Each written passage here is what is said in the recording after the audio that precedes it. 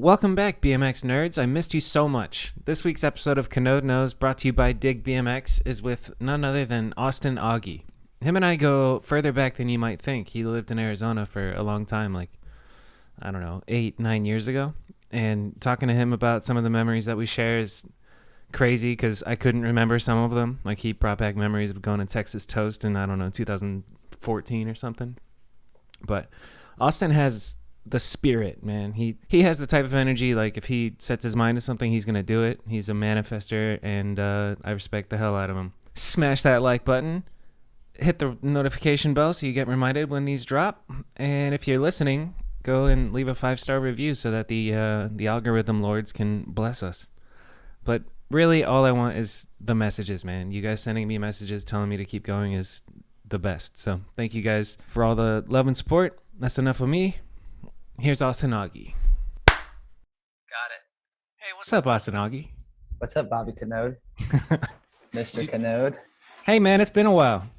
Dude, it's been, you were just saying, it was Long Beach when we rode around with Jeff Westcott in the parking lot. And even at that point, it had been a while. Like, yeah, you lived in Arizona at some point. Do you remember how we met? Because I can't remember. Yeah, I remember the first day. Yeah. No shit. Tell me about it. Yeah. Well, I was living in Arizona at that guy's, we could get more into that, but I was living at that trailer that I found on Craigslist on my way from Indiana to Arizona. And where was it? I don't know, bro. It was somewhere outside of Phoenix, and he was just definitely a child molester or something. He's a pedophile. I'd like put my bike in front of the door when I lived there, but yeah, what? Tony Maloof told me, he's like, yeah, you got to meet up with Kanode. He's the guy to know out here. And I remember I came to Tempe for the first time, and we filmed that Crook nose manual. On what spot? Remember the Crook over nose manual on ASU? Yeah, ASU. Yeah. Was that our first clip ever, huh? First clip. Hell yeah. I remember dude, those days, man, I was so hungry, but I was so excited to my first clip I ever actually filmed within BMX was with you, to be honest. No shit. That's fucking awesome. Yeah. I love that. Cool, I remember because I have so much guilt because when we were filming for Lightworks, you did on this electrical box setup, you did an ice pick to hop up manual on the next one. Do you remember that? Yep. Lost it. It's gone forever. And I'm like, it's okay, fuck. Man. We have it in our memories. It's here. Yeah, for real. Dude, that's crazy, man. Those are wild times, man. Arizona. That whole time period is such a blur. I think at that point I was maybe working for Sabrosa or just getting into it. Yeah, because all those guys would come to the crib that you were at. Yeah. I remember I met a lot of those dudes. Joris, I met him out there. Yeah. Simone taught me how to do 180 over tooth 180s in that little parking lot next to the apartment complex. Amazing. Remember that with Chadwick? Big. It's all a blur, dude. It's so wild. I remember big moments for me, like getting to film the Shadow Sabrosa team. I think they were filming Goody, and Chadwick one night was like, Bobby, you want to just take over filming duties so that Chadwick could chill? And I was just like, oh yes, please. And I was just like, I got to film Simone, I got to film Jerice and LaShawn. It was fun, man. And yeah, dude, that was Joris was just out here. He just left. He just texted me this morning. He just left yesterday. Just left New York City yesterday? Yep. Sick. How's he doing? Here for 10 days. He's doing good, man. He's a really kind soul, and I enjoyed his presence. And it's just crazy to know these guys for 10 plus years. It's been 10 years or so since I've lived in Arizona. Yeah. And it's a whole different lifetime. And I was listening to Kramus's podcast yesterday. That's why I hit you up, actually, because I really enjoyed the Kramus interview. Thank you. And you kept mentioning that you can't remember shit. Yeah, I really can't. What do you think that is? What happened? Did you hit your head or something? Yeah, plenty of hitting my head, and then in my 20s just partying my ass off and drinking, doing drugs, smoking weed, and maybe it's like subconscious just suppression of it. I've always lived for the moment, and I've gone hard. Oh yeah. So we went hard, man. We went hard back in those days.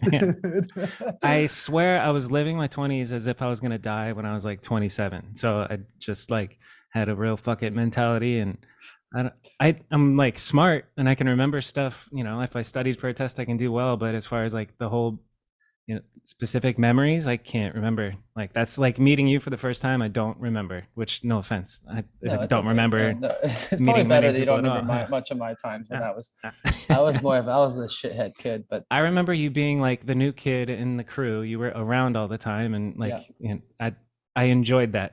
We lovingly would, give you shit, and I do look back fondly on those days. That's yeah, it's pretty wild.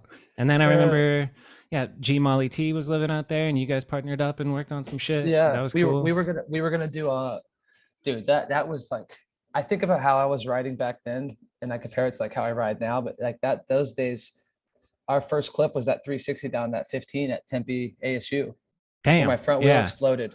Yeah. Um, and then the second clip we tried to film was that drop in where I broke my kneecap, and Oh that kind of yeah. stunted the whole hunt clip, or the And hunt was that's over what it after was. that. It was for the hunt. Yeah, Justin and he lives. Cosman's contest, right? Yeah, that was such a Yeah. cool. I wish they still did that, man, because these kids now that are coming up would really flourish with Yeah, that for sort of. real. I mean, Feast kind of did something like that. Yeah, but that's, Um, well, did they do it for like amateurs? no, probably not. But I Because the mean, I Feast guess video Trent contest was Lutzke. sick. Yeah, Hobie's pro. Yeah, I guess you're right. It was all pros. Yeah, that would be, Uh, well, I guess, wasn't the hunt? No, No, I forget Chad. the I don't think. details of the hunt. No, Corey Rogowski wasn't pro, or I don't think he was pro rider. I don't think he was pro at that time. He was doing shit. A lot of people were. That's But Greg wild. Molinterno lives about 2 miles away from me out here in New York now. Yeah, that's what's up. I saw him in the Yeah, background of the Odyssey Sunday Dawn of the Streets video he's with still Aaron out here, Aaron Ross baby. going. Yeah, I know. I was so stoked to see his face. He Yeah, also looks very healthy. Like, he doesn't eat meat. good for him. Yeah. He likes peanut butter and jelly sandwiches, and he likes quesadillas. That's Yeah, his thing. man, I like peanut butter and jelly sandwiches, man. I was waiting for the man to come. Shout Oh out man, Greg. I love that dude so much, man. He helps me on some of my photo shoot stuff out here. That's sick. He's very He, talented behind the camera.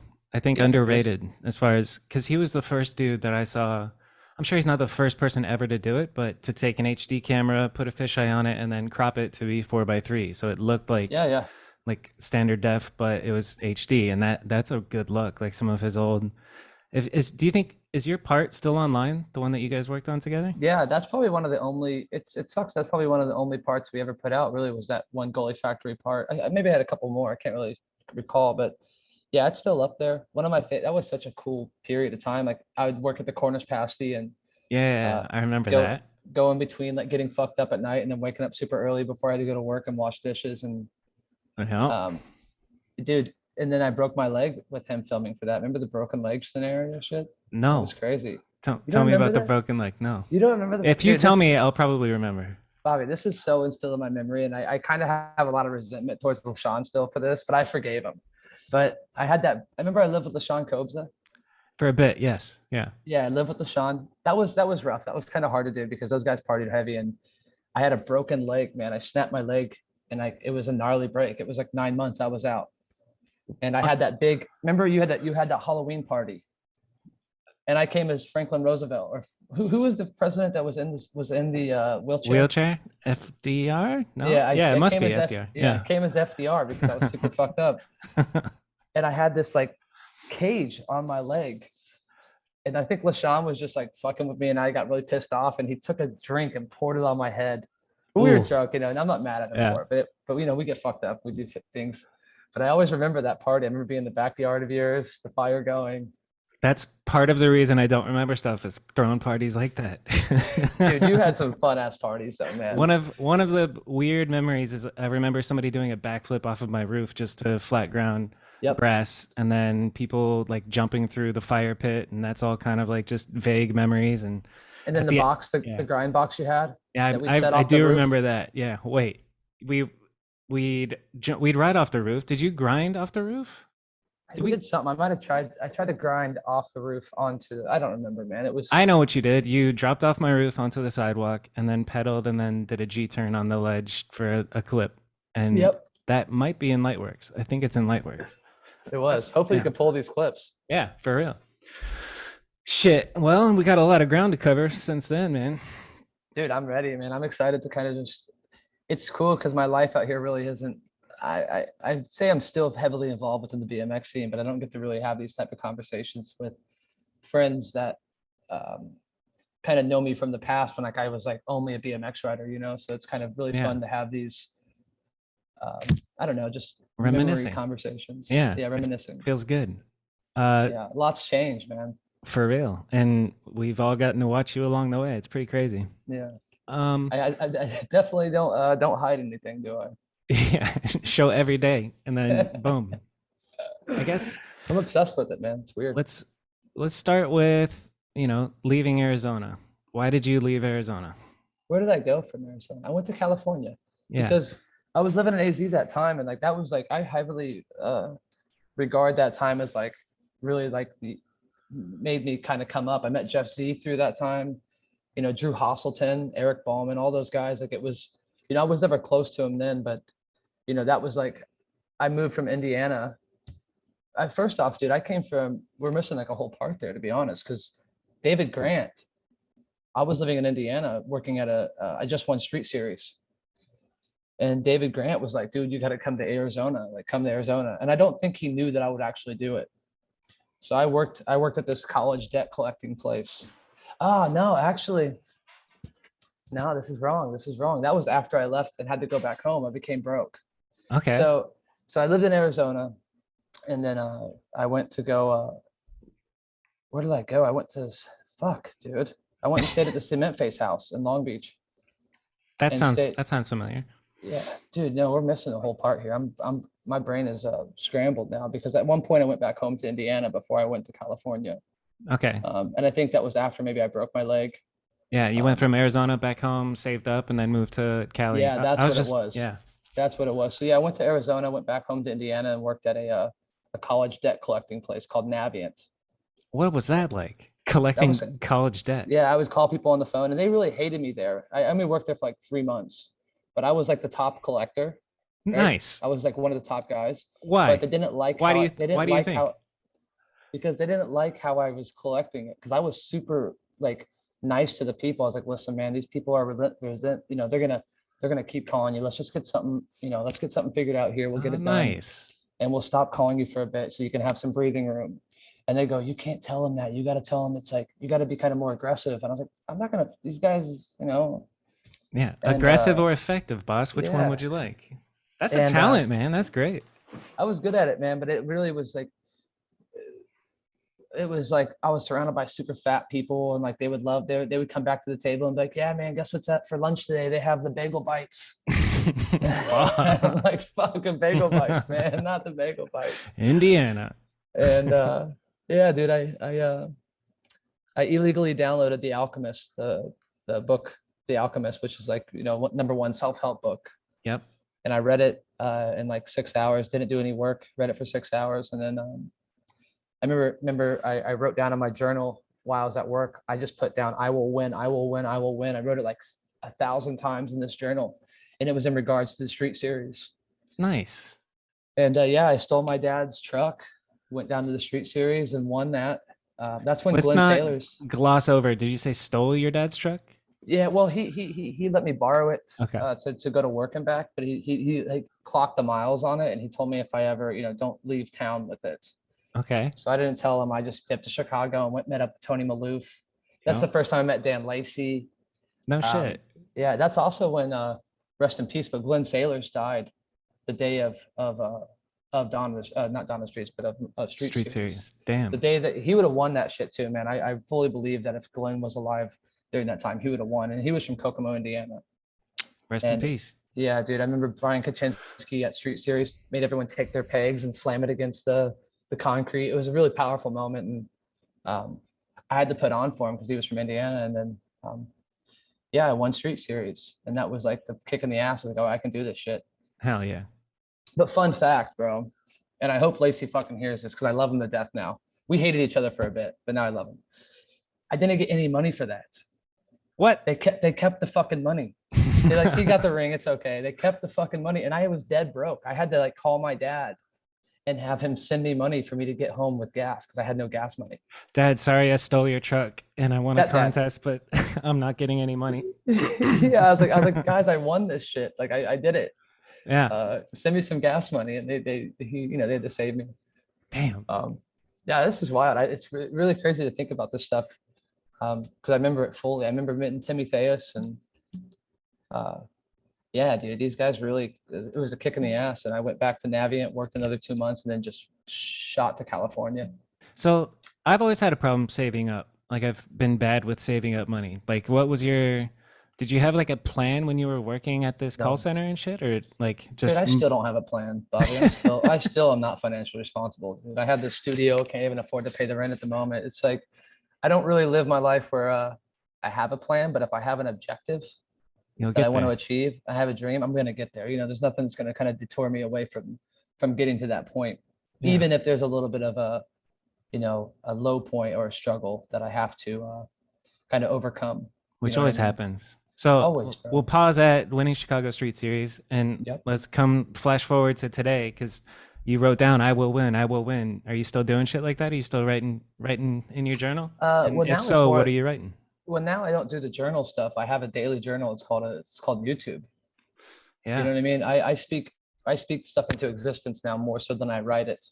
Um, I just I have so many other things that I'm doing, and it's funny. I actually was watching this guy on YouTube yesterday about journaling and writing down a sentence a day. Maybe I will start, but right now I just speak shit into existence. I try to like reiterate, not reiterate, but what's it called when you say something Manifest? over manifest Uh maybe, but I try to say it over and over Mantra? again. Yeah, I try to say I'm gonna be a photographer. I'm gonna get bigger. I'm gonna shoot big campaigns. I tell myself that every day. I wake up and That's dope. yeah, dude, it's important to have that, man, because you kind of get lost in this world if you don't have a push Yeah. You or an can objective. get comfortable in your job and then, before you know it, 20 years flashes by and you haven't accomplished any of those dreams that you thought about once. But if you like Yeah, really put it into existence, then it'll come. yeah. And some people think As that you've you can proven. you can just speak it and okay, if I just speak it, it will come. But no, but you have to really put the work in and be willing to sacrifice things and do things. But Yeah, yeah, like I that don't. book, The Secret, is bullshit, but it's not Yeah, bullshit, you know? Like it starts well, with because that, but then you take the steps that are required to yeah, get because there. people think they're gonna read it and like boom, their life is gonna change it, but they don't ever implement the actual things that they're saying. You know what I mean? Yeah. But No, I'm gonna manifest $10,000 right now. yeah, dude. But I mean, it did work for me, man. I recently broke both my cameras, these cameras here that I shoot on. Oh These are no. and I they've been at the repair shop. It cost me like 4 grand or 2 grand to get them fixed. And I told my girlfriend, I was like, something's gonna come along. Like I'm gonna get a job and they're gonna pay for this for me. And today the job actually paid for the because I'm going to Italy What? tomorrow and they paid for the cameras to get repaired. Sick. Swear to God. Yeah, dude. That's Maybe it's amazing. just dumb luck, but I try Nah, to. we'll chalk it up to manifesting, dude. That's great. Yeah, maybe. Hell yeah. What are you drinking? Zevia. You ever heard Is of that an Zevia? Arizona drink? Hell no. No, It it's sounds all like, over remember the place. Advocare? No. It was like one of those. It tastes like soda, but it's sweetened with stevia, so it doesn't affect your insulin. It doesn't spike your insulin and blood sugar levels. Ah, So it's like nice. it's like a treat, and it's got bubbles, so it fills me up. So I'm not eating as much. Like I had hard boiled eggs and a kiwi for dinner. So Really? where yeah. I My had Five my Guys manifestation is I had five guys. Hell and a yeah. milkshake and I really did. I ran around the city all day today and I was like, I'm gonna get a Five Guys burger. You got the metabolism for it. That's true. That's Dude, true. you've never been fat, man. I'm scarred for life after being You basically know what obese, though? you know? That overcoming fatness is probably one of the most difficult tasks. And if you can do it, it probably has to Sure. feel so fucking good. It sure does. And it's been 4 years of consistency. And I mean, there's waves of, like I got to a part where I was like, oh my God, I look good. And then you kind of settle. But Yeah. now I went through a breakup 4 months ago. So I've been in like channeling pain into going to the Yeah. Yeah. gym and doing cold plunge and sauna and just like Oh, dude, I do that going shit to all the bed time. early. It's the best. Cold What plunge, time? it's Oh, the dude, shit. we have a thing out here called the Russian and Turkish bathhouse. Nice. And the fucking thing is about this thing, man. All these writers came out here down on the streets. A lot of people come out here to New York. I'm like, listen, guys, you got to go to this place with me. It'll change your life. And it's like sauna rooms, and they have a cold plunge. And I have a membership there. I go there probably 2 or 3 times a week. It's amazing. Dude, it's the best thing in the world. I can't. It's like a drug. Yeah, it really is. You Like get out of that fucking cold plunge, you go right back in the hot room. It's like, whoa. Yeah, if I'm feeling like tingly. if you're in a bad mood and you go do hot and cold like contrast therapy, it's Yeah. I did it 2 hours ago. I'm perked up. I'm ready to go. You know, Where do it's you go to do it fantastic. at out there? So I joined this gym called F45, which is like apparently worldwide. It's like I don't know. It's a 45-minute workout that's functional training. It alternates between like strength training and cardio days, whatever. It's a bunch of moms in there, and it's hard. It's like accountability wise, like Are they good I'm looking? no, but I look around, and all these moms are like pushing through this workout, and I'm like, if they can do it, I can do it. And I've Nice. been pushing myself harder than ever. But right next door, there's a place that has compression therapy, like the it's called Normatec, little like sleeves you put on your Yeah, legs, and yeah. it flushes the blood around. Then you go in the sauna, and then you hop from the sauna, you rinse off, and you go in the cold plunge for as long as you can. Go in the hot tub, and then Oh back to the wow. cold plunge, and then you're out. How And long are you just doing the cold plunge for? How long can you be in there? I've my record. I was with Westcott in California, and we went to a place just to do a drop in, and I did 5 minutes without even thinking about it. And I was like, "Damn, Bro, yeah, that's it's crazy. I've only yeah, done a minute and a half. yeah." So usually it's a minute and a half. Like today, it was two sets of a minute and a half, and it's easier the second time. But Yeah, yeah, that's impressive, man. if you Really, get in five the minutes is zone, crazy. because it's like all about breathing. Like Yeah. if you jump in there, your automatic nervous system is like, huh, huh, huh, and then you freak out, you panic, and you gotta leave. But like if you Yeah. like, you know, get zen, put yourself focused on your breath, like And you're going up it's to your neck. magical. Yeah, Be like this. I keep my hands out. I go I like keep my this. hands out too. If I I'm want to like go this. hard, I'm like this. Oh no. Yeah. Well, I get worried that the chemicals from the pool are gonna, so I kind of hold my nose. So I Nice. get scared that I'm breathing in chlorine. But you got to But yeah, use your nose to breathe. That's funny. So yeah, I've lost weight. I feel good. My goal is to look like a friggin' statue in like, I don't know, 7 months. So oh, the you muscle's can do under it, man. there. I just gotta, you know, get rid of the fat. Yeah, So that's been you keeping got me it. busy. Let's go back to you win street series, and then what? You're good at this, Bobby. You're good at doing this kind of conversation. I enjoy it. So, street series, man. Yeah, I won street series, went back and worked at Navient, saved up some bread, and then was like, fuck it, I'm going back to California and I'm gonna do this. And I did. I went back to California, lived at the Cement Face house. And Who all lived at the Cement Face house? oh dude, that was such a crazy house, bro. Evan Fisher, who Yeah, was a recluse, legend. who legend, Midwest. It was all kind of Midwest cats too, which was really cool to kind of Yeah, go from the Midwest and go to California. And Long Beach was like a mecca for BMX. yep. So I moved to LB, I got to stay with those guys. I slept, dude, it's so crazy. I slept in Morgan Long's old room. Sometimes I'd sleep on the couch, but Morgan Long was never there. He stayed at his girlfriend's crib, and I think they're married now or something. But people would come in and out of that house. Yeah, At one point, Hobie was living there, Hobie Doan. That's when I first met him. sick. And he slept right next to me on this bed. He had a cot. I was on the ground. So it was like this. Yep. And then when Hobie dipped, Dan Crook came through. He was up there. I was down here. Is that when Dan Crook first moved to Cali too? I think so. Yeah. That's when he first got Yeah, there. that's the BMX like That was the original. template. That You was, move out yeah. to California and Yeah. chase the dream. But and then there was a couple other dudes there that Josh Delcor, who was a BMX guy, and then another dude, Cody. His name was Cody, and then it was Morgan Long. I don't know what happened to Delcor or Cody. I know Cody was heavy into the booze, but yeah, that's where I just went there, bro, and just really just started to immerse myself into the BMX scene. I got close with Adam 22 and Began out there and the OSS dudes for a bit, Nice. and You you know, said you said I'm gonna go out here and I'm gonna do this. What did you mean by this? Like, what I'm did gonna you have become a in your pro head? rider. I'm gonna be a pro rider. Nice. All That was right. it. Like that was nothing's gonna deter me away. Even in Arizona though, bro, when I lived out there and you were there, it was like That was the goal. nothing. That was always the goal, dude. Yeah. Everywhere I went, it had to be. Dude, you I'm were going to be a practicing professional so rider. hard. It was very noticeable. Like even on the flat ledge in front of my house, you would pedal over from wherever you lived, and Yeah. you'd be sessioning, You guys wouldn't practicing even be hangers, there. and yeah, just practice. You know, it's pretty crazy. You're dedicated as fuck. Whatever Yeah, man. you do It's 100%. I'll tell you that. yeah. Thank you, baby. Appreciate it. But yeah, man. I just went to Long Beach and became a Long Beach local for about 2 years. That was that, and then um, yeah, just I worked at a juice shop out there that everyone went to. That's better than I debt collecting. Yeah, kicked it with Jeff Z. Met all those guys. Rode Cherry. Got my first photo. Actually, my first photo in ride was actually Scott Marceau, who shot the wall ride at the Arizona house. at the Do you remember Arizona that? house. I wish. I mean, I don't know if you have a time limit on this, but I could grab the photo up here. It's in this book. Do it. Yeah. All right, give me a second here.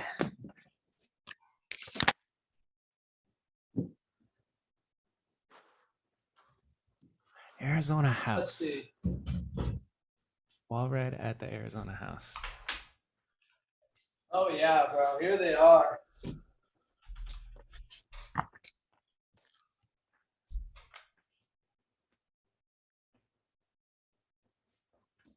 At the Arizona Look how apartment thin complex. Ride was.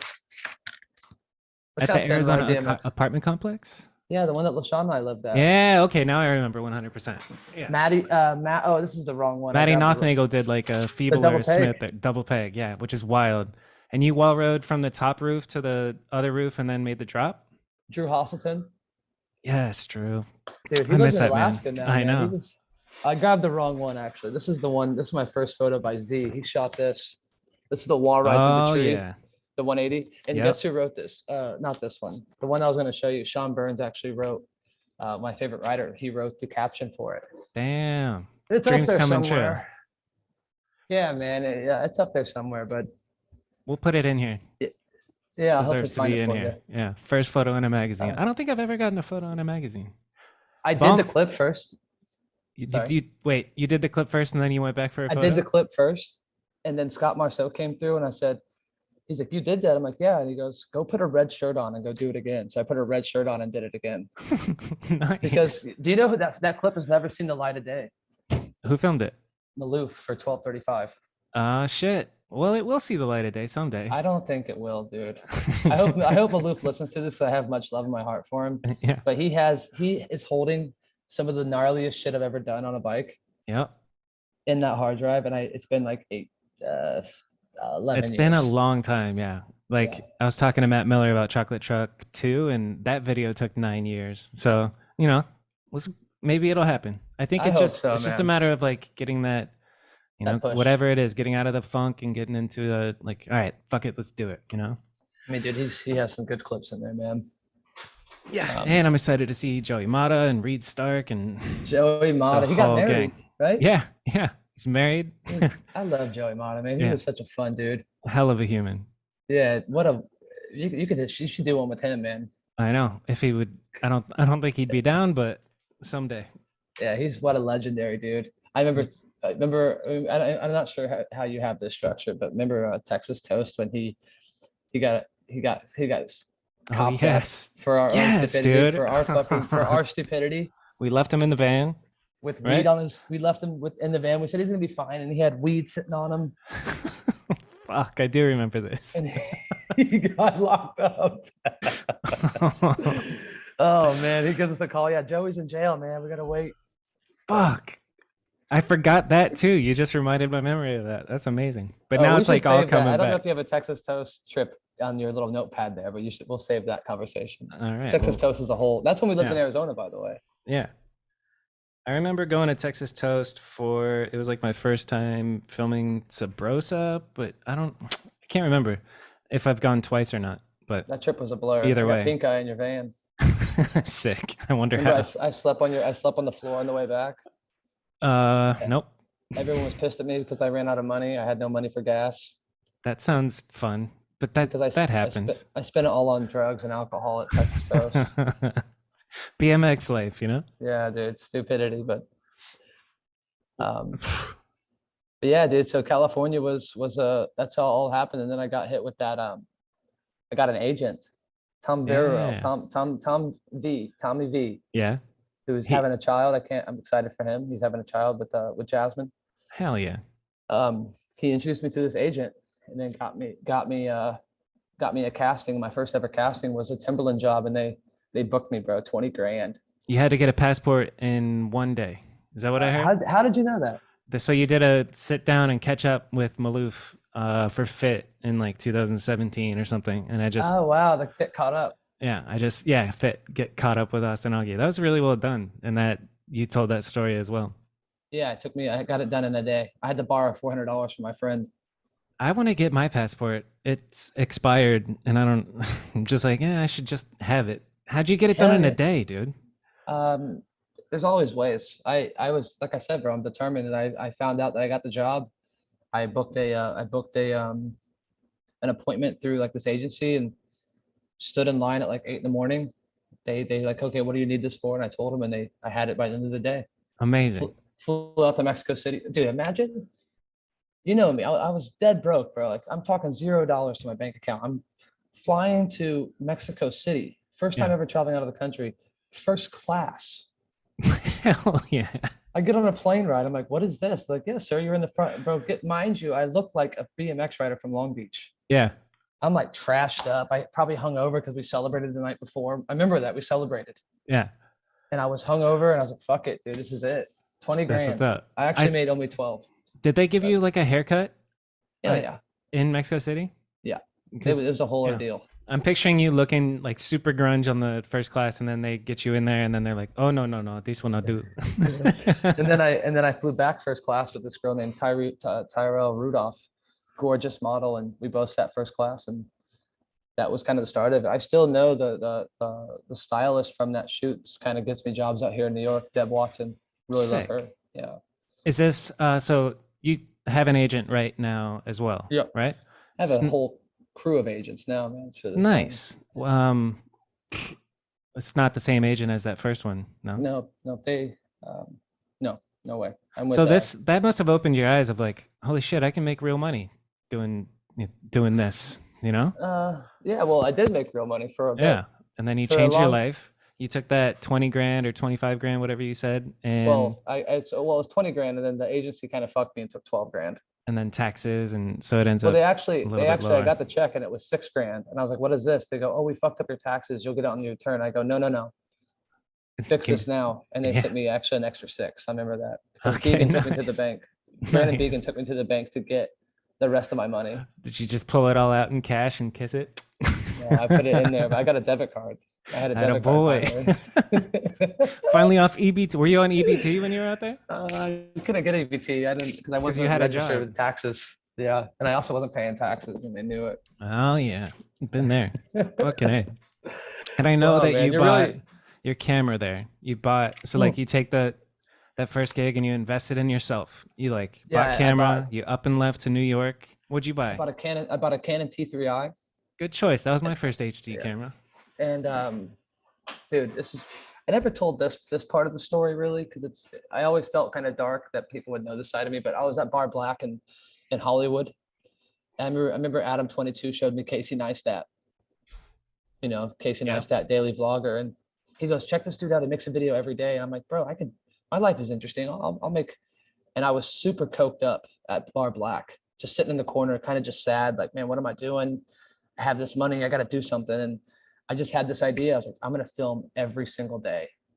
And I did. I started filming every single day that next morning. It started in Long Beach? Yep, it started at the Cement Face House. Cool.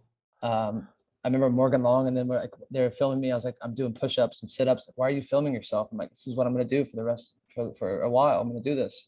Sick. I filmed myself breaking up with my girlfriend at the time that Dan Kirk filmed it. It was really intrusive. And at that time I was super young and not very, thoughtful of other people's feelings. But yeah, I filmed my breakup with her, and Dan that's Kirk a bold move. Yeah, that's wild. But it wasn't like, in my head, it was like, this is my art. It's part of life. Now. Yeah. This is my life. I'm going to share this. And I never put her name out there. No one saw her face ever, but yeah, he filmed it from the top of the stairs. Yeah. And you just hear her go, "Are you for real, Austin?" I'm like, "Yeah, I got to go to New York. I'm sorry." Fuck. It's a heavy life moment that makes for good, entertainment. Yeah, people love living vicariously. How did so you up and left to New York, and then you started doing these daily vlogs? Do you remember Nick Jones? Yeah, hell yeah, I remember Nick Jones. Nick Jones, he worked for the Come Up. Yep. Bro, I have my tentacles in all parts of BMX. It's pretty funny that I'm talking about this and like thinking about all these people that were. BMX is such a beautiful, beautiful group, because you have a group of people all around the world that you can kind of lean on. It's magical. It's crazy. Yeah. Same probably for skateboarding too, but Nick Jones let me stay at his apartment in the back room. I slept on this little 6x6 mattress. It was so uncomfortable, and all these videos are online. You can see this whole journey. Yeah. But I slept in the back of his apartment. for like a month or 2 months, and then he moved out, and I moved into his one little bedroom with no window in Bushwick, Brooklyn, and that was my start of my New York career. What was it like at the beginning of doing the vlogs? Were you getting good feedback or hate or? I mean, dude, I got hate my whole. I think just my personality kind of brings that out of people. They kind of just feel like, I don't know, either they're intimidated by my kind of outgoingness or my zany kind of attitude that I have, or and then YouTube came along, and I think a lot of people misconstrue like um, not motivation and kind of like a dream with like narcissism and trying to be like a famous person. Yeah. And at first I was like, I'm gonna be famous. I'm gonna be famous from this. That's what I wanted to do. I was like, oh, people are gonna know me, and um, that's what kind of was the downfall of my YouTube career, to be honest. At one point, was that I was then making content for the wrong reasons. But at first, dude, it was so, I don't know, man. I would wake up in the morning, go get my coffee. I remember listening to Drake's new album in my headphones. It was just like this. I have these vivid memories of it just being really stress free. Like I wasn't stressed out. Like my Nice. life was so just wake up, do you, ride your bike, everything's going to be good. And that's Yeah. what it really was for that long time. So I didn't really pay attention to the hate until about a year, 6 months, 7 months into it, Okay. is when the hate started to kind of really get into my head a little bit. But What, I mean, because you're at, almost 600,000 subscribers now. Like within the first year, did you get a big, yeah, like, was it like, or Yeah. what? How well, fast? I had a couple viral. It was the first year. First Nice. year, I got up to about 500,000 people, and then I slowed down. But I had a couple viral videos that went viral, like the construction Okay. worker video, Yeah. some of the Thailand video trips and stuff like that. The But BMX Death Gap. I got a tattoo in Bangkok, oh, the like, Buddhist monk tattoo. yeah, yeah. Wild. That one blew up on Facebook, man. Interesting. Yeah, dude, that was kind of like, that was such a cool time too. I went to Thailand, lost my money, had to come back a little early. Yeah, dude. Shit. I So I would tell you the story of how I lost some money, but I can't tell that on here. we'll talk It's a little after. talk after. So you're living at Nick Jones for the first while. Like, what was your first job in? Were you just living off the savings from your Yep. your I never had a 12,000? job. Never had a job. I haven't had a job in New York for 8 years or so. What about BMX delivery? Oh, okay, okay, yeah, yeah. That I guess you could say that was definitely a job. The Postmates, Okay, so it um, was a little hustle. but it was also content. So like the deliveries themselves were content within the YouTube. So I was bringing in about $3,000 in a month from YouTube, That's dope. um, and then I'd bring in a little bit, $400 or $500 from the Postmates.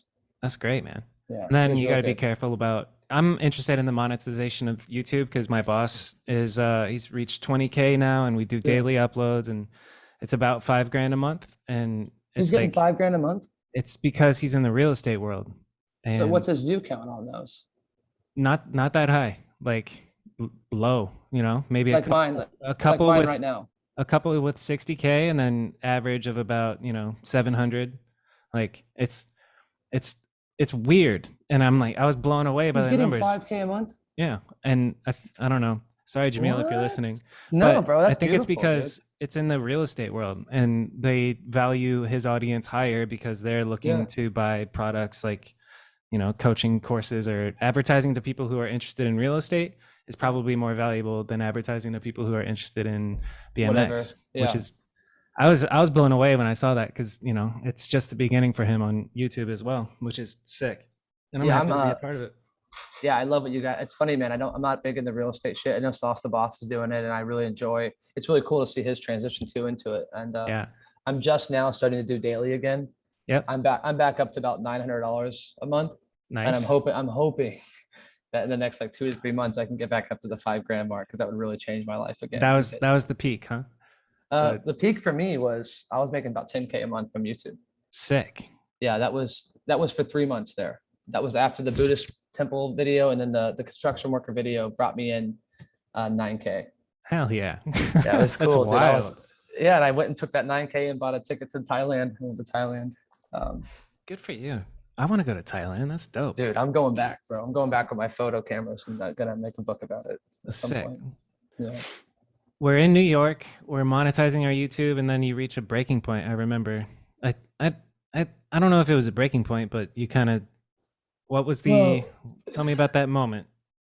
if there When was was one that moment. moment? Well, I also went through a breakup with my girlfriend at the time, the first girl I ever loved. Which I don't, it's funny to say that out loud. Love is a crazy one that'll fuck your head up a little bit. And I Yeah. remember being in Barcelona, and this was a big pivotal moment for me too. I was with Donachie, I was with Joris, I was with Anthony Perrin.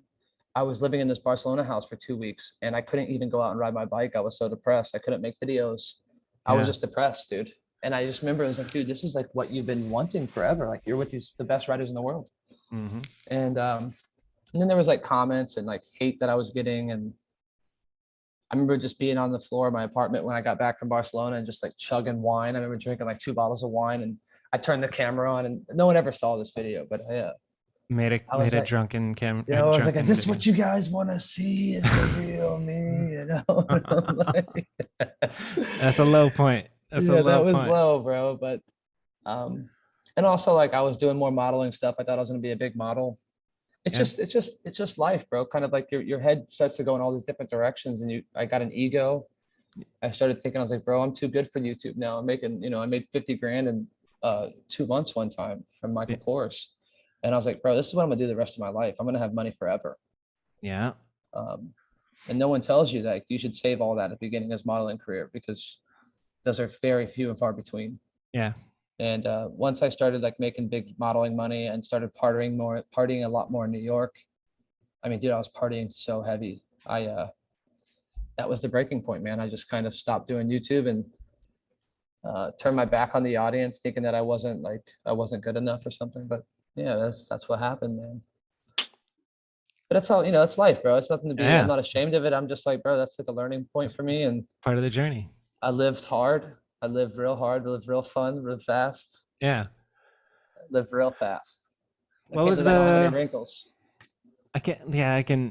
I can relate to being depressed and not wanting to do anything. And that low moment of like just being drunk and doing the spiteful filming to like I didn't do it on a YouTube video that I never released. I did it on an Instagram story that I deleted the next morning because I was depressed. I was living with Eric and Giselle and Chandler, fattest I've ever been, just kind of washed up. Lightworks is like Yeah.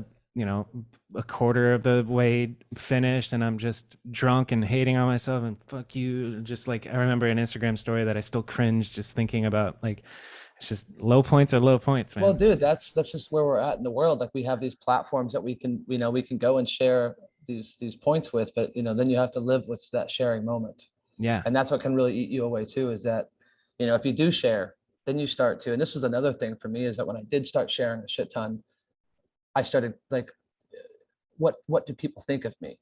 Like, what do people think of me? And then, remember the dig stuff with that fat head dude? Yeah. Fathead Yeah, like talking to the camera well, he or would like, just he would do those no donuts. yeah. And Like I don't want to give him any shine time. I think he's a real kook, but he really broke me down for a bit, dude. I just thought, I was like, man, I'm a nice guy. I'm a nice dude. I don't want to have people hate me because I'm sharing BMX in a different way. yeah. But these things really started. I would go to contests and people would like, I remember being at the source contest one time and trying to hang her up the rail with Garrett Reynolds, and I was super stoked. And then there was these couple other dudes to the right that were just like, it was almost like bullies back in high school again.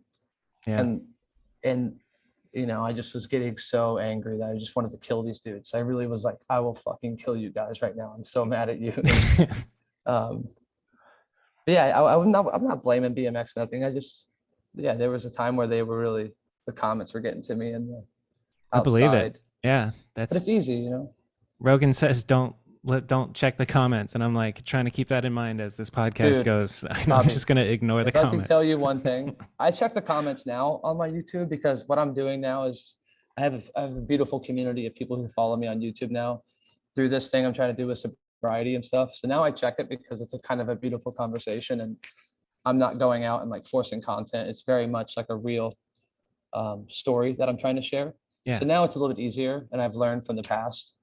But if I could tell you what, I mean, you can check the comments, bro. You're not doing nothing that's going to really rattle anybody's chains. You're just talking No. and having a conversation. So It's just inevitable. I mean, yeah, that's with growth comes those haters. That means you're doing something right, though. I've always I remember like the period of time where Austin Augie is just Austin Vloggy, and everybody's like dismissing you, and I still maintain like a little, like I respected the hustle, dude. Like you came, I remember I was just proud of you in a way. And you know, that it sucks because that comes with it, you know. I What mean, you yeah, were doing was cool and you were making a living off of YouTube and BMX. Like you literally chased your dream and you know, achieved it. Yeah, and it's dude, I don't yeah. think people realize how hard it is too. And I'm still doing it now. I'm back on the daily video stuff, It's so and hard.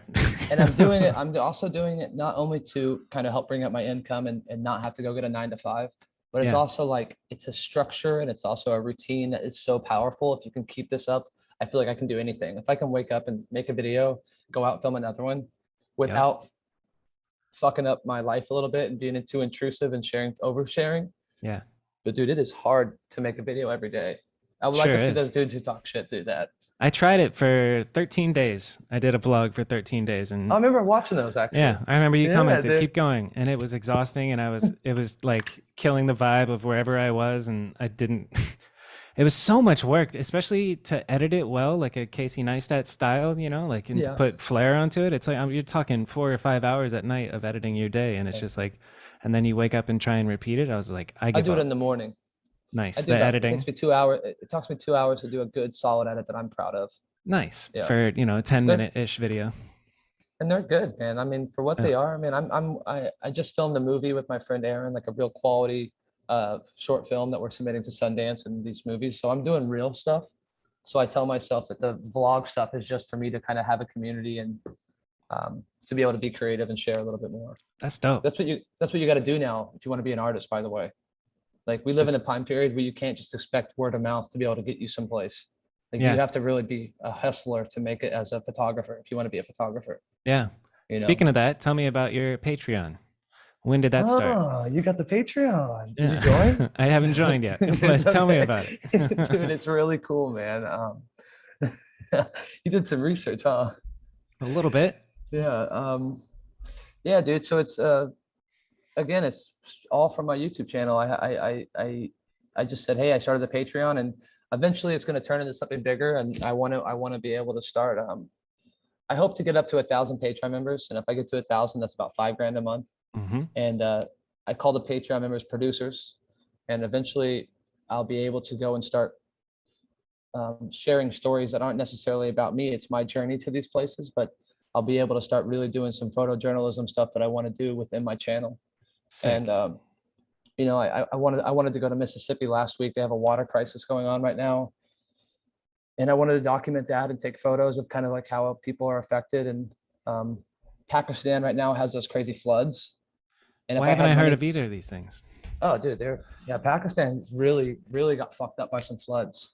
Damn. But I wanted to go and cover that, but I can't afford to go right now. But eventually, the Patreon hopefully will get to the point where I'll go and cover these events, share them in a non-biased way, and just show people real life situations that how people are affected, and then make these little zines and newspapers and stuff to give back to the Patreon members. And artful journalism. Yeah, dude, it's such a crazy platform where, I mean, dude, these people just, I get 2 or 3 a day now. That's great. In the community, and the people, like when they told them I wanted to go sober, like the comments and the messages that people were giving me was so inspiring. They're like, dude, I went through this, like, here you go, man, just thank you. You got this. Yeah. I had like, dude, I have an inbox on my Instagram of just, I can't even read all the messages, people saying, thank you for bringing the videos back. You have no idea what you've done for me. And it's kind of surreal, yeah, but the Patreon is literally just my fans supporting me. Like they have no idea. Like I get $500 now a month from them. That's great. And on top of the, you know, my fit check and this check, it's like, dude, it's like an actual, like you're actually supporting me. This is really wild. So, that's so good. And yeah, it's only dude. going to grow, man, especially keeping up this new daily thing. It's like, yeah, you know, you don't find them cringy at all, do you? No, you went through, dude, I'm over the thinking that shit is cringy. Like even your old vlogs, I don't think is cringe. Like, fuck that. I really don't like that mindset of like, you know, there's a clip of, yeah, self-deprecating is not cool anymore. You know, like it used to be, and you get stuck in that mindset of like, ew, so cringe. I would never do that. It's like, fuck you. Yeah. Like A$AP Rocky has a clip where he's like, you're going to hate on somebody for trying, you know? Yeah. And it's just like, exactly. So I don't do whatever you want to do, and I'm supporting it. There's I no fuck no with that, such thing bro. as cringe. I appreciate that.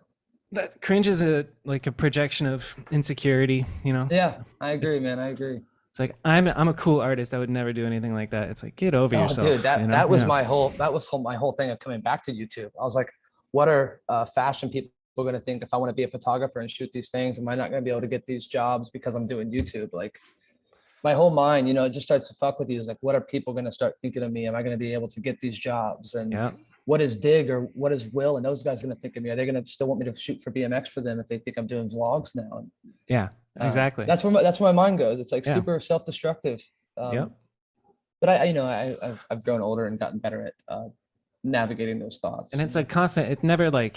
It's not like I am fully confident like that all the time. But Yeah, as long as you're aware of it and you can like bring yourself back to it when you're having those thoughts, it's just like just remember it's all good. It's yeah, kind of everything's fine, man. yeah. It's There's wild how nothing that to really works. worry about, dude. Really, because like Yeah. honestly, one day you're just gonna die. Yeah. For real. Like one day you're dead. So fucking figure I out just what saw you want to do. just saw a clip on Instagram of this girl talking about that and like it says does it really matter, and then it zooms out and then you see Earth and then it zooms out more and then you Yeah, see yeah. the galaxies and all that, and it's just like we're just One specks good of thing that dust and social media yeah, is for inspirational quotes. yeah, for real. I hate social media. I'm not a big fan of social media, especially for like what it does to your mental health. But um, there are some inspirational things you can see on there. Yeah, Yeah. that's so it's interesting to go back to the vlog and Casey Neistat being an influence, because I could see that Yeah, just yeah. in the Thailand one, opening the closet door for the intro and then closing that, doing quick cuts of Well, the I B-roll was of the very light switch much, and shit. I was very much just copied him directly, really. Yeah. But Um, then that's how you develop your own style. You copy until you get your own shit. And then I feel like maybe you've I come mean, into your own, like, his style came from Tom Sachs. yeah, it's So I nobody's mean, original. It's all mm-mm. great artist copy, whatever that phrase is. And then you progress into your own kind of entity. Yeah. So You yeah, take something that's already been done, but put your little flavor on it. And that applies to BMX tricks as well. agreed. Like, Very much agreed. yeah, shit. Let's look at our notes here. Yeah, yeah. Bring it on, baby. Bring the notes. Well, Dawn of the Streets just happened, and seeing you at the end of that and your voice is all gone. That was so fucking cool. Like putting Oh, dude, putting I that shit fucked up at the end together. of that, though. I fucked up at the end of that. Why? So Brett Silva was the fucking fan favorite. Brett Silva is one of my favorite writers right now, dude. This dude is on another level. He's on fire. Brock, Devin, and Benny. Yeah. And then there was also Casey who killed it. There was a whole slew of people that killed it. Yeah. But I already knew. So the way that I judged it this year, and the way that I already knew who's gonna, at the end of it, I knew who I wanted to win, and that was Brock being second because he was just on another level. Mm-hmm. Brett, he did the most burly shit and also rode every spot, so he obviously won first, and everyone agreed. But third place was really hard between Benny and Devin, right? But Benny, first time ever being in New York, riding with the pros, first time ever competing, and then just slaughtered everything that they went to. Yeah. So that was like the way that I kind of measured how they won. But when I announced it, I go, at third place is Benny, and then second place it was really difficult between Devin and Brock. And oh shit! And I didn't mean I meant to be Yeah. Brock and Benny. Yeah. But yeah, Devin was super cool with it, man. I felt really bad afterwards, but dude, it was crazy this year. A real life typo. Dude, a real life typo. But I don't know if I'm going to do it next year or not. We'll see. It's a lot of work. You said that after every single one. Yeah. And then halfway through the year, your girlfriend says you're doing it again. Yeah, So- exactly. That's great. But it's just, it was super cool this year, man. All the Sunday guys came out, and Panza helped make the Saturday's event really crazy. Built that crazy car. Sick. Andrew York from Mesrel Shop. I got to show him some shine time there. He really helped put Saturday's event together. It was a really kind of coming together of, and it's also very important for me too to not step on anybody's toes out here in New York. Yeah. Like I made sure Joey was the person who kind of helped me find the spots and not blowing Sick. up too many spots that are going to be kind of blowing them out of proportion, and making sure that no one can come here and film on them again because they've already been destroyed. Right. So he was a big part of it, and I really love it's really cool to come to New York and have this community now. Like Joey from A&PM is like one of my closest homies out here, and No shit. oh Hell yeah. yeah, Joey Piazza is one of the sickest dudes, dude. Yeah. He films. He's a fucking school teacher. No shit. He's a That's fucking dope. school. He Yeah. teaches special ed kids, right? Wow. What a During the guy. day, during the Yeah. day, right by my house. So right at my crib, we'll have breakfast in the morning sometimes, and then he'll call me and he'll go and ride till fucking two. One time we partied till. Hopefully he doesn't get in trouble for this. One time we partied till 7 in the morning, and then he went to school at 8 and fucking killed He's it. dedicated. He's dedicated, man. He's such a cool dude, and he was a big part of Dawn on the Streets this year too. That's awesome. Who Yeah, else? man. Who else is like in the New York scene? Like, I mean, I mean, dude, it's Tyrone. I saw footage of him in that Sunday video. It's so cool to see because he's yeah, he's somebody I've seen since I first started. You know, Can I Eat was my first taste, and same. Ken Knight was one of my first videos, yeah, it's but pretty wild. he's still trying to run the shop. It's kind of difficult out here for him, man. And we did a fundraiser for him last year, raised about 16 grand, and that was really cool. That's gotta help a lot. I wonder what the Yeah, rent is on like a bike it's shop pretty in expensive down there, man. yeah, He's in Lower East Side. He's down there in like a really poppin' hipster gentrification area. yeah, He's between a place called Kiki's, which is a poppin' white girl spot where they go and have their wine and take photos of their meal, and then a place between, and then Forget Me Not, which is like your kind of dive bar.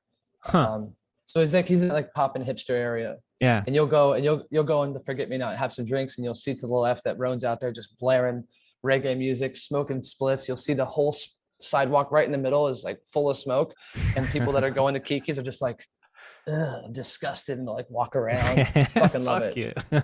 But um, What is Ralph, it like? Yeah. Ralph though is Oh not yeah, to cut you off, but yeah. Ralph overdose. Ralph killing it. I mean, Dev, these young kids out here. We got Marcus who's on Fit. Dev the Great, Marcus Hoyt, right? Marcus Hoyt, who's a tire king. Yep. Um, I mean, dude, there's this kid named Steven. There's so many good kids out here, and they just love riding. That's dope. Yeah, man. That's one of the hardest things though too, is that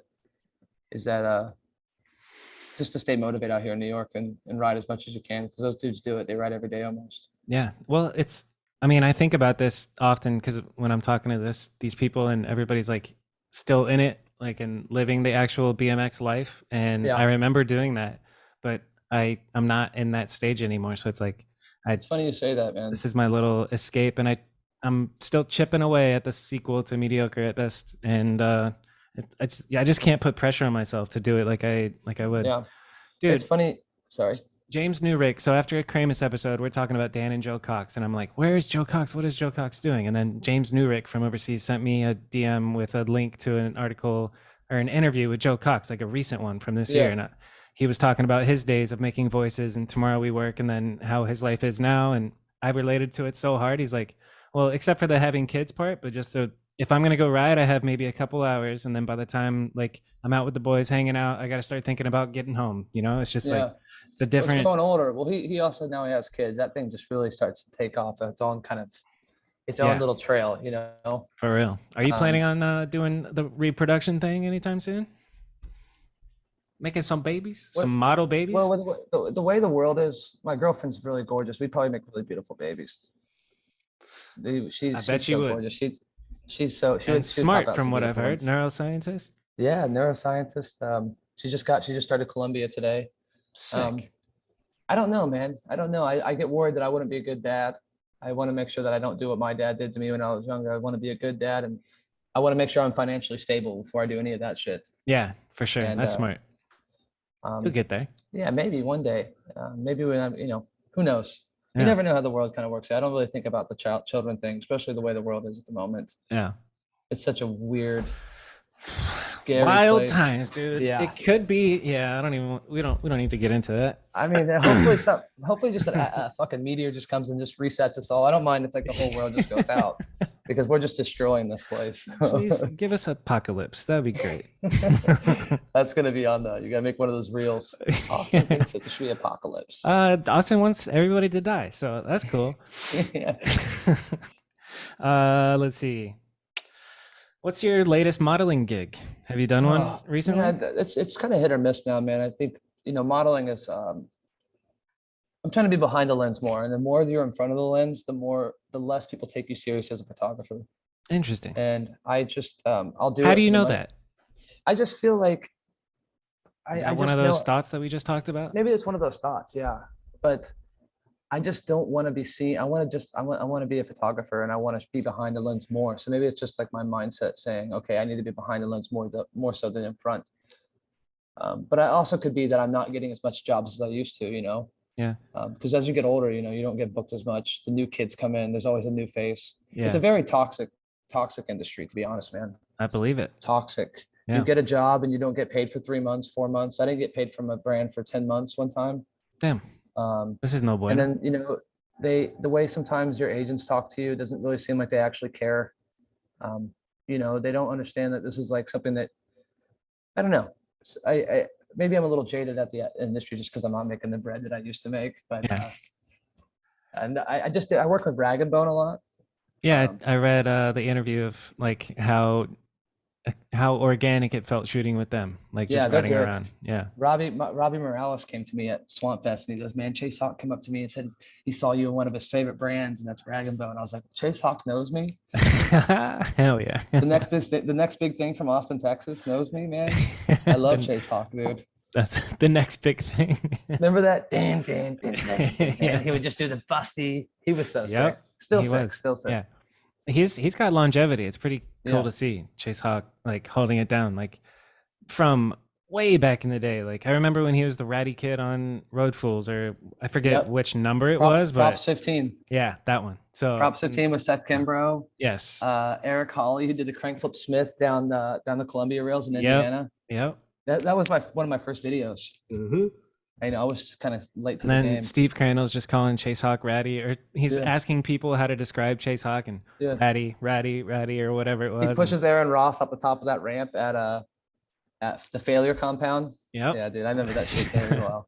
But yeah, that like some people could get that level of notoriety and then just kind of like fall off. But Chase Hawk is still holding it down, I think. Yeah. I don't It's know hard to him st- well enough to say that, but yeah, it feels It's like hard it. to stay. It's hard to stay. It's funny, man. I'm dealing with that now with Fit at the moment, man. I just had the conversation today about maybe having to step down as a pro rider, which is really shitty. It's a sucky thing to say, but you have Milky coming up, you have Marcus Hoyt coming up, and they eat and breathe and they embody what BMX is and still is for me, but a little bit harder for me to kind of to still do. You know what I mean? Yeah. Yep. So I sometimes think maybe it is better for them to kind of take the check, because if they're willing to wake up in the morning and go film an Instagram clip to kind of promote the brand, maybe it's better for them to do that than maybe to give it to me. Yeah. Even though, dude, I still very much in riding. I'm still riding at a high level. Yeah. Maybe not killing myself as I used to, doing the biggest shit, but I still have a good amount of riding in me. It's hard to balance the work and riding life now, dude, especially in New York City. I believe it. Yeah. It's Priorities. incredibly Then difficult, man. like slowly but surely the riding BMX thing kind of falls. But also, you don't get paid Low enough, on the bro. totem You pole. really don't get Yeah. paid enough to live it. I'd be on food stamps right now if I was still living off a BMX check. Yeah. And I'm not talking shit on it. It's just kind of how the It is what it industry is. Yeah.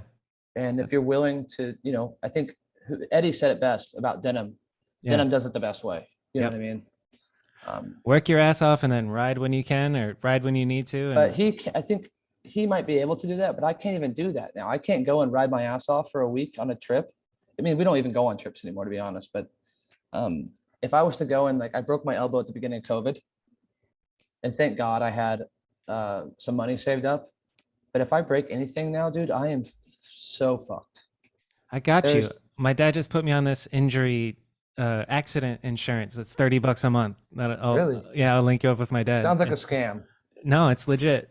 He's been selling life insurance and health insurance forever, and it's a $30 thing, and it covers accidents up to X amount of dollars. And Really? I was like, yeah, let's. And he's like, you should get your BMX buddies on this. And I was will, like, actually. I was like, maybe I can make a commission off of that. He's like, yeah, it would be $2. And I'm like, well, let's just, I can spread the word for the sake of getting coverage. That broken leg story, that was a $75,000 surgery. Hot damn. Never paid for it. Oh, Didn't shit. affect my credit. Huh. Never paid for it. Yeah, it's crazy. Good on you. Scamming the system. Fuck them. Yeah. Fuck the system, man. Yeah, fuck them. You brought up Fit, and things have been tumultuous there for a couple of years. Like, I forget what interview it was, but you were, FTL podcast. Oh man, that one's still up there, huh? Yeah, and you were talking about Sauce the Boss being the TM of Fit, Yep, and then that was short lived, and then Maloof stepped down to be a dude. pro rider, and then Sauce And took then got over. kicked. This is see this. It's hard. It's going to be hard to have this conversation without pissing off some people. But I don't want to do that. I have a lot of respect, but you got to talk about it because that was such a weird fucking thing to do. Maloof was a top notch TM. Minus the booze and some of his personal problem. Not to to put him under the bus, but not to minus some of his problems that he dealt with. But his videos that were going out on Fit were top quality. Yeah, he's one Bringing of the in the best. views. It had aesthetic. It had storytelling capabilities. When you watched it, it wasn't just a BMX video. You felt something when you watched it. Yep. And the videos shared that. One thing I would say is that it's hard for Maloof to maybe take criticism or have a boss telling him what to do. Yep. Especially creatively. I think it's always difficult as a creator to have someone tell you how to be creative. Yep. But I think sometimes you got to really bite the bullet with you're getting paid to travel the world and film bike riding. That was a really cool thing to be able to do. Yeah, but that's also, a learning curve. I think also sometimes people don't get the respect that they deserve. And that's another curve that people need to learn how to do is respect the work that goes into what they're doing. Yeah. And I think with the kind of not the overturn, but the turnaround time for the content now can really drain a creative and drain an artist. It can really fuck you up. If you're making vlogs, which is what he was doing, and doing this and that, it can really start to if you're not strong enough in the mind to understand what, whatever it is, it can really be a succubus and really fuck you up. Yep. And then Benthian came in, and Benthian made that Fit All video, and then they let him go for some reason. I don't know what the decision process with that is, but it could be some jaded things from the cult fit era, things like that, where they kind of feel like they can't trust anybody or something. But they had so many good things going, and it's just a bummer that because especially when Maloof was going, dude, we did the Fuck It tour in UK. Yeah. So sick, man. That was one of the highlights of my life, man. And yeah. We did the Canada tour, and we had such a good team vibe, and maybe there's some things behind the scenes that I don't know about, but it's a good chapter. I wonder though, like from the perspective of a BMX company, it makes me wonder like how valuable is having a in-house on salary videographer? Like at this point in time where everybody's their own content machine. Like, yeah. And that's maybe what, and I've talked to them about it before, and maybe that's what it is. Yeah. And I'm not talking shit on them. This is just kind of a open conversation where I'm just thinking, but yeah, maybe it's just not lucrative enough for that to happen. Yeah. I know BMX money's tight. This recession is happening, and like COVID on top of that, dude. Like, what happened during that too, as I learned, is a lot of these companies during COVID, they didn't have any stock, so they sold out all of their bikes. During COVID, BMX sales were out of the roof. Everyone's having a great year. But then after the ships got stuck. The ships got stuck. Yeah. And then they had overstock, and then now no one's buying bikes. So, it's BMX companies, I don't know nothing about it, but I imagine it's a very like tipsy-turvy, hard thing to really nail down. It's not an industry where you can be like, oh, this is what it's going to be like. I don't envy it. I don't envy owning Sparkies. Like Ronnie's done a great job.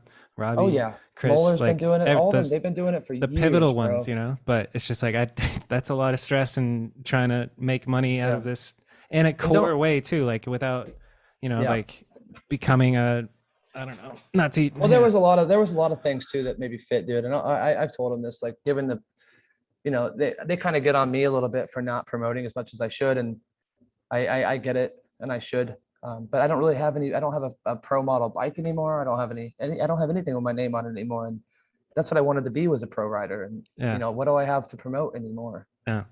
And again, I hope they don't watch this and be like, man, Augie's fucking. But no, you're just being real, man. This is like what if you want a pro rider to be a pro rider, you got to give them something to want to be a pro rider for. Yeah. And maybe if that's something that can't be given, then maybe it's just time for me to not be the rider that I thought I could be, and give it to some kids that are willing to just throw their life on Instagram, Yeah. Because we kind of came up in the era where that wasn't really what you should do. But it's interesting, right? The transition from like oh, you're posting your clips on Instagram, Dude, weirdo, to now it's like, how funny is that, yeah, bro? I remember like all those guys used to talk shit, all the yeah, heavy pros. yeah. Like, oh, look at you guys You putting gotta your shit save your on clips. Instagram. Yeah. But now there's a balance. Like I know that all the pros, like Dakota, Yeah, for example, is like going off like they'll be filming a real clip around the corner, but then that goes around, sets his tripod up and films a, yeah, he did it Instagram the right clip, a way. little Yeah, it's jibs. beautiful, man. There's a balance to it. And yeah, even when we go out filming, like there's always like, okay, let's bring the real camera out for this one and then I'll bust out the cell phone for this one, and Yeah, yeah, 100%. it's part of the game and it's a game of eyeballs. And Nick If Bonnell, I I'm if I really if gunning for him to get some Dude, he's a great writer, man. Nick Bonnell. incredible writer. Yeah. Yeah. I mean, if I was getting paid a little bit, if I was getting like a note, I only have Fit, and they've really had my back for a long time, and I have a lot of respect for them. But if I had like another sponsor and I had a little bit more income coming for it, I think I could dedicate more of my time to the BMX thing. Yeah. But I can only ride once or twice a week now because I have to make a living. Yeah. It's really difficult, man. BMX So is how are you hard. making a living? BMX is hard to make a living. Uh, What's the studio plan? How's it well, going? the studio plans, this is what it looks like here right now. Okay. It's nighttime, so you don't really get to see the light that comes in here. But um, eventually, once I get back from Italy, I go to Italy tomorrow to shoot a wedding, some millionaire's wedding. Nice. Really cool, actually. I never been That's to a wedding very before. cool. Yeah, so I get to go to Sicily. Sick. Uh, Congrats. I How did just you get took that gig? from shooting Kim Kardashian. Hold on. What the fuck? You didn't pull this in your little notebook, bro? No, dude. You shot Kim Kardashian. What? Sorry, you I don't missed know it. I shot Kim Kardashian twice. I kicked it with her twice. Yeah, and I also, if we're gonna talk about this, fuck it. I also did Dua Lipa's tour for 2 days and got fired from that. But Wow. yeah, I did Kim Kardashian for her SNL debut, Cool. and then I did Kim Kardashian for Met Gala. So I spent a week with her for Met Gala, and then a week with her for SNL. What does that Um, mean if you spend a week with her? Like you like meet up they at the would, hotel and follow yeah, them around and shoot photos of their day? yeah, You, pretty you much. doing it I would, film style? Like yeah, my sick. style, dude. I Yeah. have images of Kanye and her that will stand the test. Like in 20 years, these images will be like, what the fuck? These are great. That's I can't awesome. share them. I can't show anybody of them Of because I'll course. get Yeah. sued. Yeah. But I have some fucking cool images of her, and Oh, I consider her kind wild. of like not like Marilyn Monroe status. Like maybe one day, she's like that level of fame. Oh, yeah. Even Maybe bigger. one day I'll have I'll have this archive of beautiful images. I do. I have them saved up here in my studio. Negatives, not digital too. They're negatives, which is really Nice. cool. Yeah, that is Um, very cool. but yeah, the guy that I work with, David Pruding, who runs BFA, which is a photography agency out here, he took a liking to me, and I love this dude, and he just brings me on for special projects where they want me to shoot film. And Sick. I'm gonna shoot the wedding on a Super 8, and then shoot it on 2 Contax G2s. So So you're doing video and photo. yeah, same time, same as I did with the Sick. Kim stuff. Are Yeah. you gonna be the lead, or No, are no, no. you're just like Well, backup B-roll? I'm the lead video.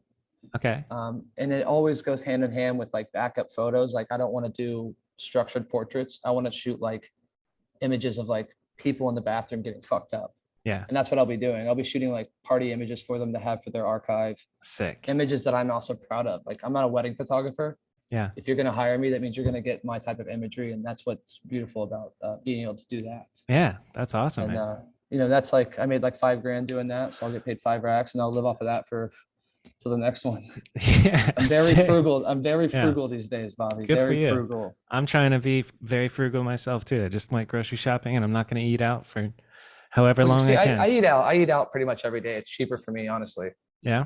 because I'll cook it and the food will go to waste because I'm always moving around. I can't stay at home. Yeah. That's it's cheap. I'm learning, man. It's like where do I spend my money? And I could easily spend 50, $60 on food per day, easy.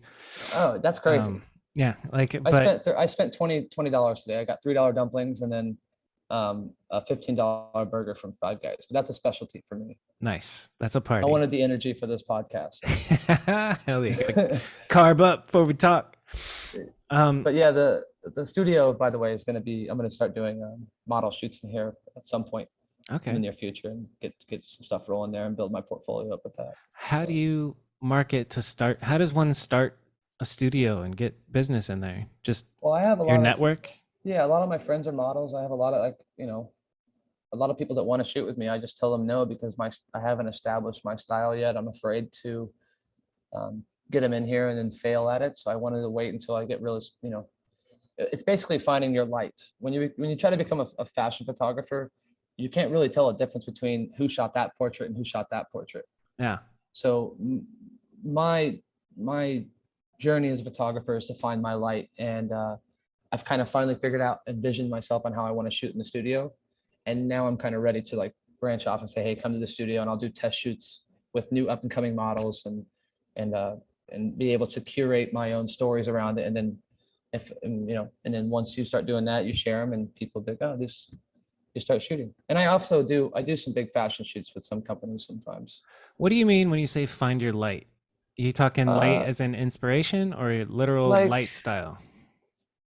I mean, like this is it's not a good image for it, but just like your style, really, like a distinct style of lighting your subject. Lighting, yeah, you're lighting your subject, or just like your distinct style. Like I want people to look at my images and be like, that's an Augie image. And that's what you mean by your light.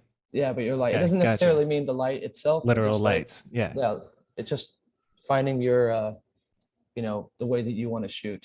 Dope. You know what I mean, so just like I think it just comes with time, and I would just being patient.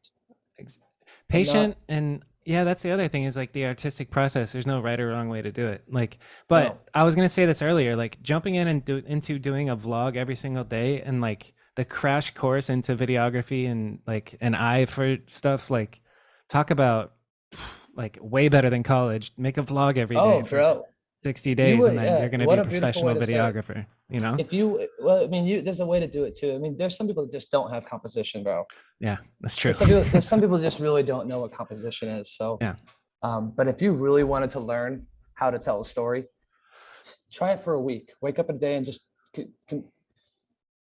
use your life as the storytelling, as the movie, and you could probably get good at it. And storytelling is the very first aspect of making a video. Yep. It's the most important one. It's just telling the story. Yeah, that's what it all boils down to. And then all the other stuff is kind of just your touch. I was talking to Peter Adam because he does a phenomenal job of like doing that with BMX. Like he doesn't take away from the fact that it's a BMX video because it's focused on the riding, but his little touches, like, and the amount of effort that goes into a 3-second clip at the beginning of the Feast video. Like I heard a story, he went down to the store to buy props for Nathan's like 1-second clip where he's smashing the alarm clock, like, then just the going out in the rain and all that. Just him and Rich. Peter and Rich are my two favorites now. Incredible. Yeah. Two incredibly distinctive styles, way different from one another. Did you watch the Federal in Brussels? Not yet. I saw the Jackman clip and the who was the other clip that Boyd. Dude, the downside whip on this, like the thing is, the reason why that clip is so gnarly is that if you miss your foot, you're going in between those wires. And he did miss his foot on a clip and landed on it, and it scared the shit out of me, dude. But I'll tell you, because you need to watch it because it's a departure from his usual style into a new style of like kind of loose and just like no rules, and like songs kind of come in and out, but it's just a consistent, it's like it feels like you're hanging out with the Federal team for 20 minutes, and it is I love that. Magical. Because like Rich started this wave of this type of shit, and it has, and in the Joe Cox interview that I was talking about, Joe Cox started calling out people from copying him, and it's become cliche. So like what Rich is doing now is like a whole nother revolution. There's been a lot of people that copied him, yeah. So I don't know hard. Any names, but which no hate on them. Like we said at the beginning, like great artists copy or whatever steal. I forget what is the fucking quote, Austin? Bro, I did it with Jim Greco. Remember the Jobs Never, Jim Greco? No. You ever seen that film that he did? It's all 16 millimeter. And it's funny you say, who were you talking about before? Peter Adams. Yeah. We were in Hastings, and I was, I kind of made a joke to Peter. I was like, yeah, man, nice tripod shot or something. We were having this shit at each other. And he goes, yeah, man, go make another Jim Greco fucking wannabe piece. We laughed about it because a lot of my stuff that I did from Cuba and, he's quick like that, dude. My Dominican Republic video. Well, I was hyped that Peter actually watched my videos. He's like, oh, you do know. Yeah. And I was like, oh, Peter, you got me. All right. Yeah. We Oh, love doing Peter, the man. yellow. Yeah, he's a good dude, man. I love Peter. I got hammered with them at the Mongoose Jam, yeah. So you got to meet his alter ego, Peter No, I Juice. don't think I've ever seen his alter Peter ego. Juice. He has Pete. I Man. haven't seen. Did you do an interview with him? Hmm. Oh, I haven't seen It that one hasn't yet. dropped. So next week, or like this one is going to come out in 3 weeks. We got Casey Starling from Kink coming next Monday. We Nice. got Peter Adam the following Monday, and then you will be that next Monday. You got And some just good. kind of, You got some good ones, man. yeah, just people I want to talk to. You know what I'm saying? I'm Yeah, glad I you would hit love me to up. see Tony Maloof. Yeah, that we did one, but that was like 3 years ago. But it Yeah. exists if you want to go listen to that one. It was just the Zach one, the courageous ones, because he was just out here, and I really admired the dude, and I love what the Sunday guys really are my favorite team at the moment. They really are the best And personalities too. when Yeah. they get around each other, it's like, I mean, I love Julian, I love Brett, Hmm. Aaron too. I didn't really know Aaron that well, but he came out here for Dawn of the Streets, and he's just such a cool. Yeah. I used to watch him in Odyssey Electronical, man, and he Yeah. was out here. He's like, Augie, this is so sick. And I'm like, what? Yeah. Like, you guys are my idols, bro. Odyssey Electric, chill, bro. Yeah. For real though. Yeah. Chill, bro, Yeah. dude. Like, Is that the damn, one with the man. Rick Ross song? Yep. Yep. Every day Yeah, I'm dude. hustling. Yeah. He But broke yeah, his man. chain and then he's running with his bike to do that long ice 180. Beautiful. Yeah. He did that fakie hop recently over that Yeah. rail. Unbelievable. Crazy. It's one of the coolest tricks, honestly. Yeah. And he's like, what, 35? Yeah. And he's in Almost real 40. estate. He's in real estate. Yeah. He saw that real estate was in my bio at one point. At one point I was inspired. I was hanging out with these guys that I make videos for, and Yeah. I was like, I'm gonna put real estate investor in my bio. And then Are Aaron they Ross. millionaires, the guys you're Aaron working Ross. for? They make millionaires? Oh yeah. Oh yeah. Really? Big time. Big time. Have you ever hung out with a billionaire? Grant Cardone is probably a billionaire. I've been in the same room as him and exchanged words with him. But yeah, no, Nice. I lucked out getting to work for these guys. They're a different breed, huh? Yeah, they just go. They you remind me of them. Like it's just Yeah. They like Pace especially just manifest and make shit happen. Like I met him. Yeah, I wish 3 I was years better at ago. making money, though, to be honest. Yeah, get into And real they- estate investing. No, dude, I don't have time. I'm an artist. It's- I'm a pro that's- artist for the rest of my life. It would be pretty rad to make a living just being a dope photographer and living that life. I'm going to, yeah. I will at one I point. believe it. I don't know how long it takes. I don't know how long it's going to take, but we'll see.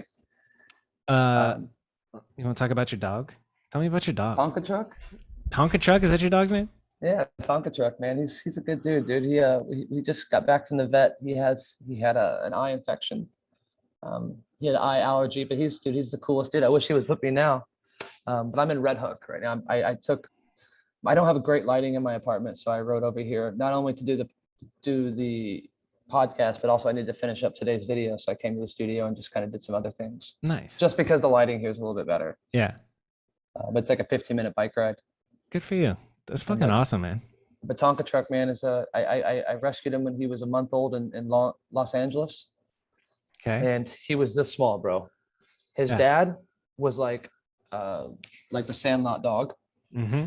So I knew he was going to be big, but when we came back from when I brought him over to LA, from LA to New York, he was so small that I could fit him in my satchel.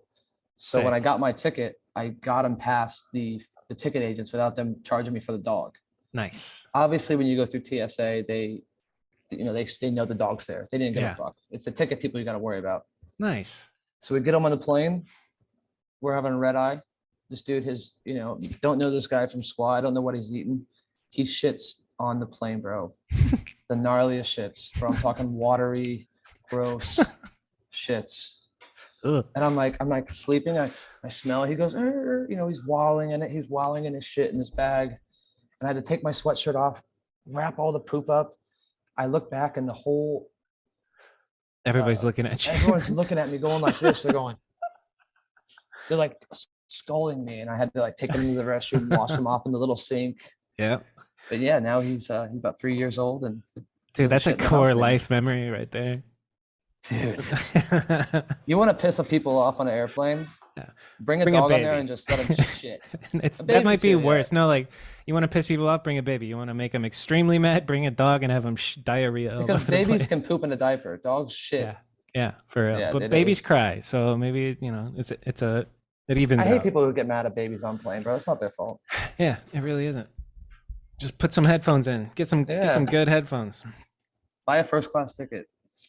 I guess we can go back to Texas Toast. You can That's your last on your refill. list, huh? No, I got a couple more. So I want to talk to you about your like proudest trick and your like proudest clip that you've ever filmed or shot a photo of. And then your biggest accomplishment in BMX or what you're most like happy about in your YouTube career. Okay. So I guess let's start there. I guess we can start with Texas Toast though. Start with Texas Toast. Hit me We with gotta it. have Texas Toast because Edwin De La Rosa slapped the guy in the face with the pizza. All right, let's go. And he, I love Edwin now. By the way, we're not close to him out here at all, but like we're familiar. I gave him the Legends Award. Sick. Yeah, I gave it to Joey to give to him. Ryan Fudger sent me the Legends Nora Cup Award this year so I got to like open up the box and be like, oh, this is Edwin De La Rosa's Nora Cup. Like I had it at my Hell crib. yeah. Sick. Really dope. Yeah. But that's when I first met Hoder, Sean Shitty Mac. Where they remember when they got on stage and started screaming for those? You remember that? No, dude, it's all a blur. Dude, your memory is fucked, Bob. Yeah, it sure You're gonna is. get this checked out, dude. I feel pretty. You're making me feel real good about myself because my memory is top notch at the moment. Paint the picture a little more. Sean Mack and Hoder getting on stage. I don't want to talk about what they yelled out on the stage. No, this is Nora Cup stage. Nora Cup. Okay. Yeah, Nora Cup stage.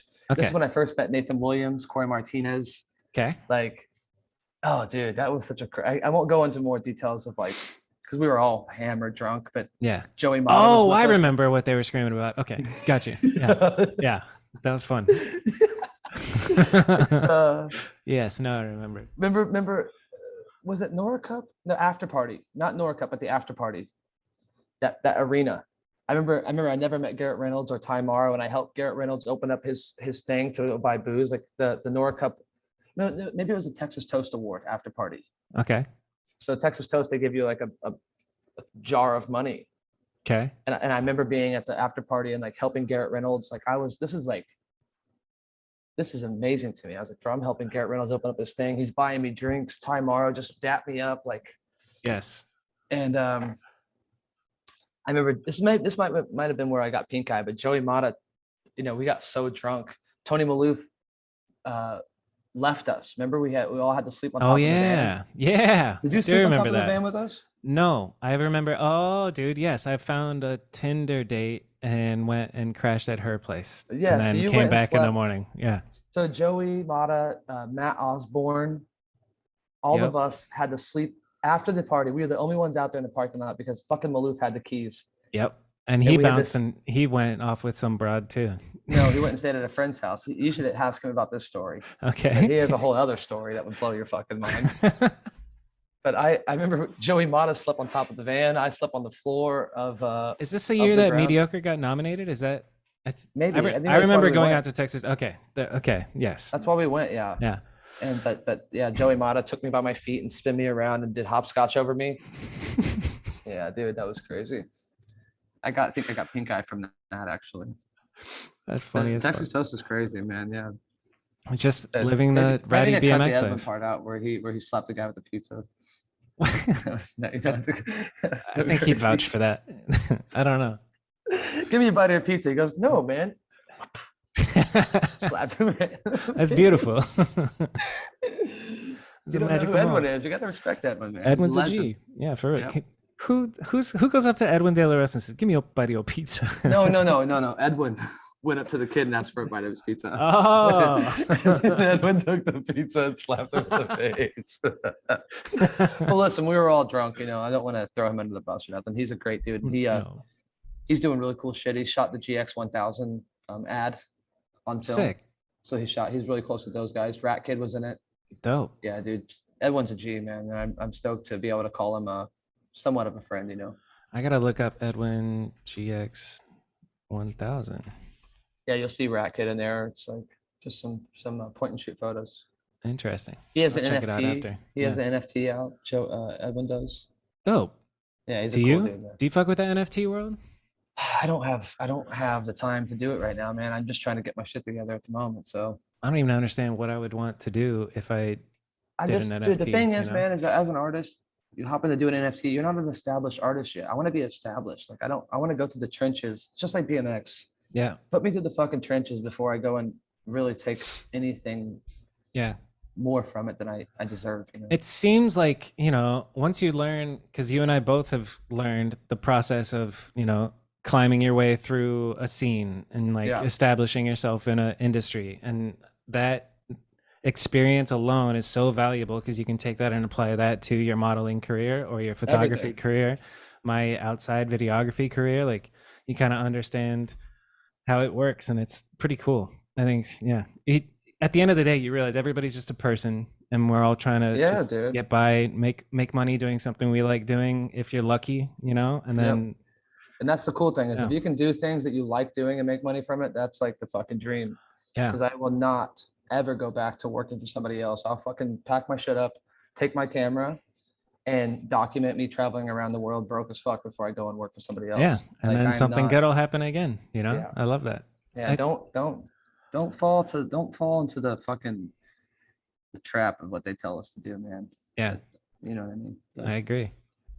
I'll get sucked into that conversation. I can't stand the rules set forth by society. Yeah. It's great. All right. What about, so BMX wise, you on the bike, what's your favorite, proudest, scariest, coolest shit that you've ever done?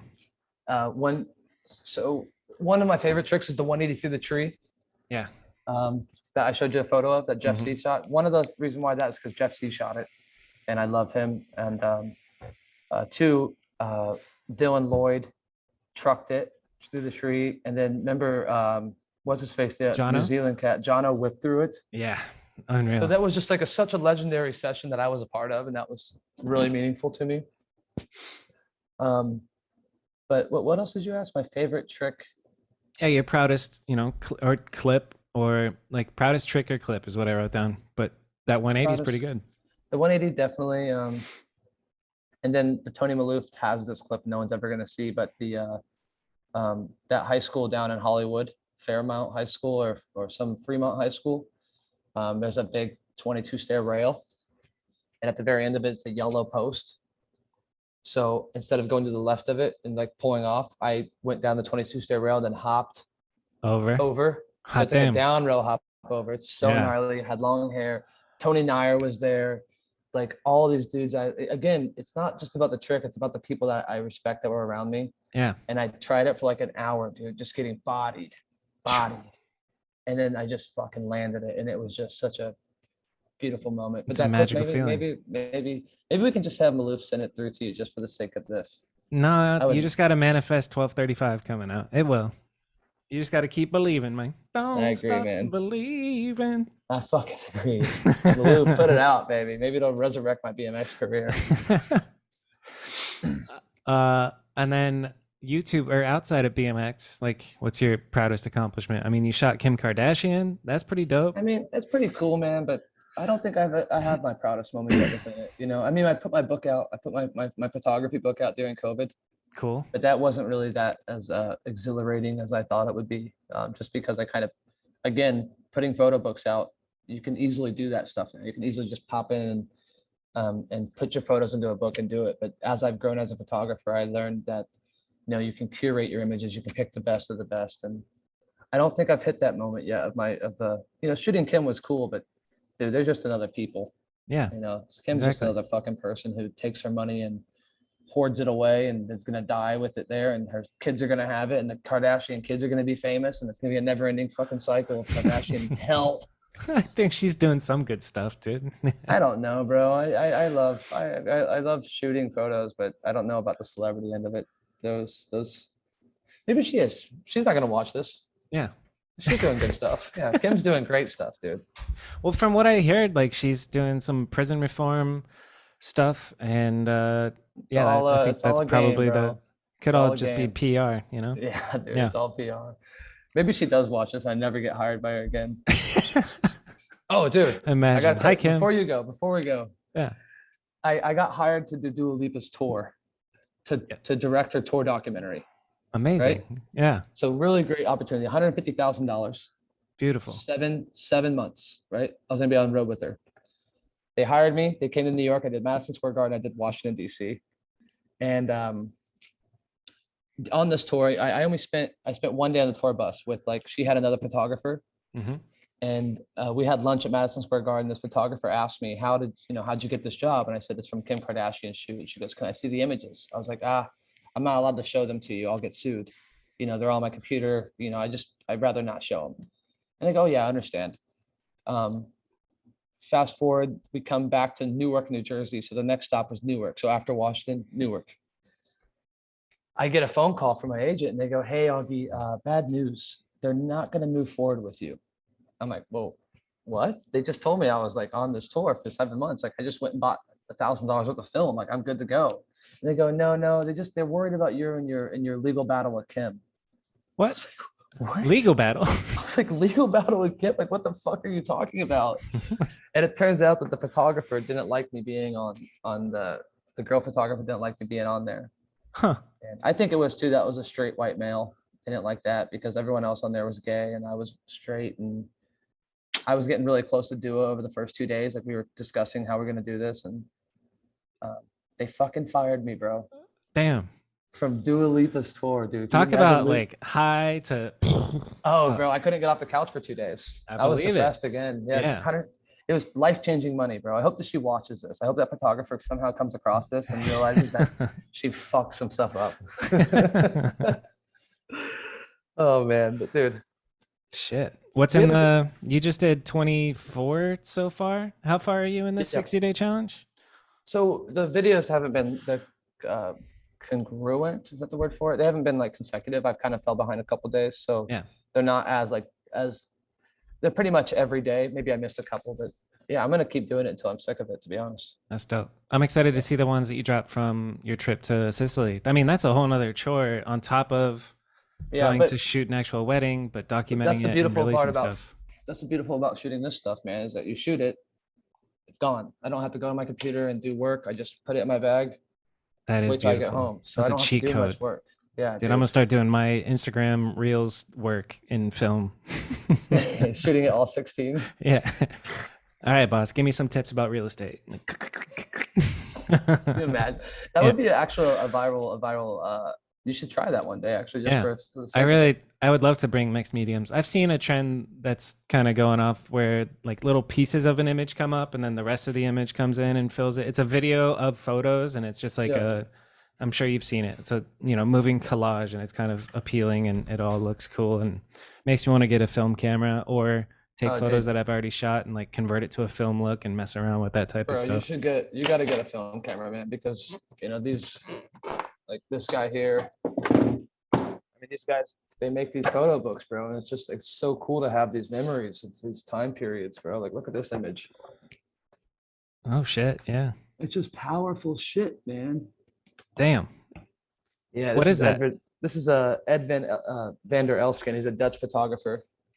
Ed van der Elsken.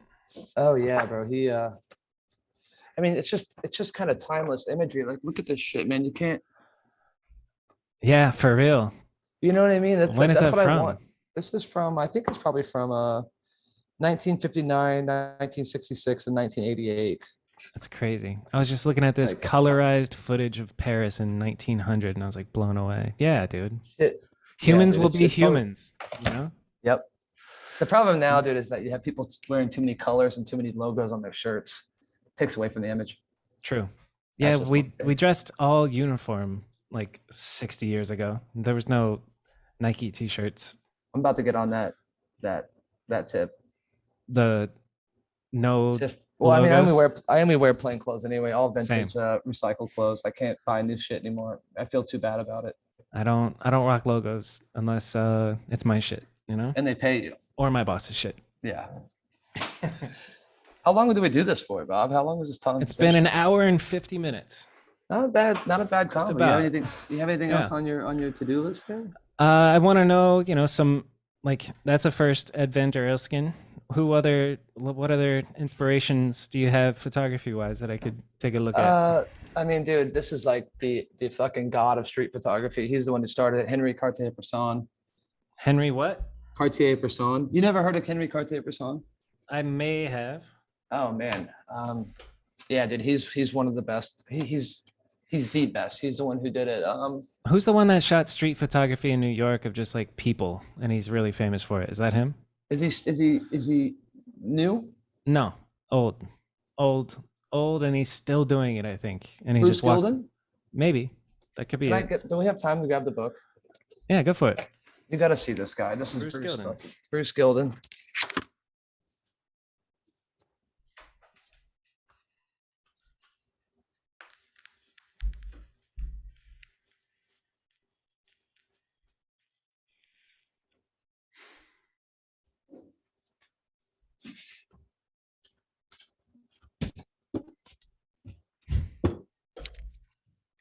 So when I was making big bread, when I had like lots of money, I just was buying books.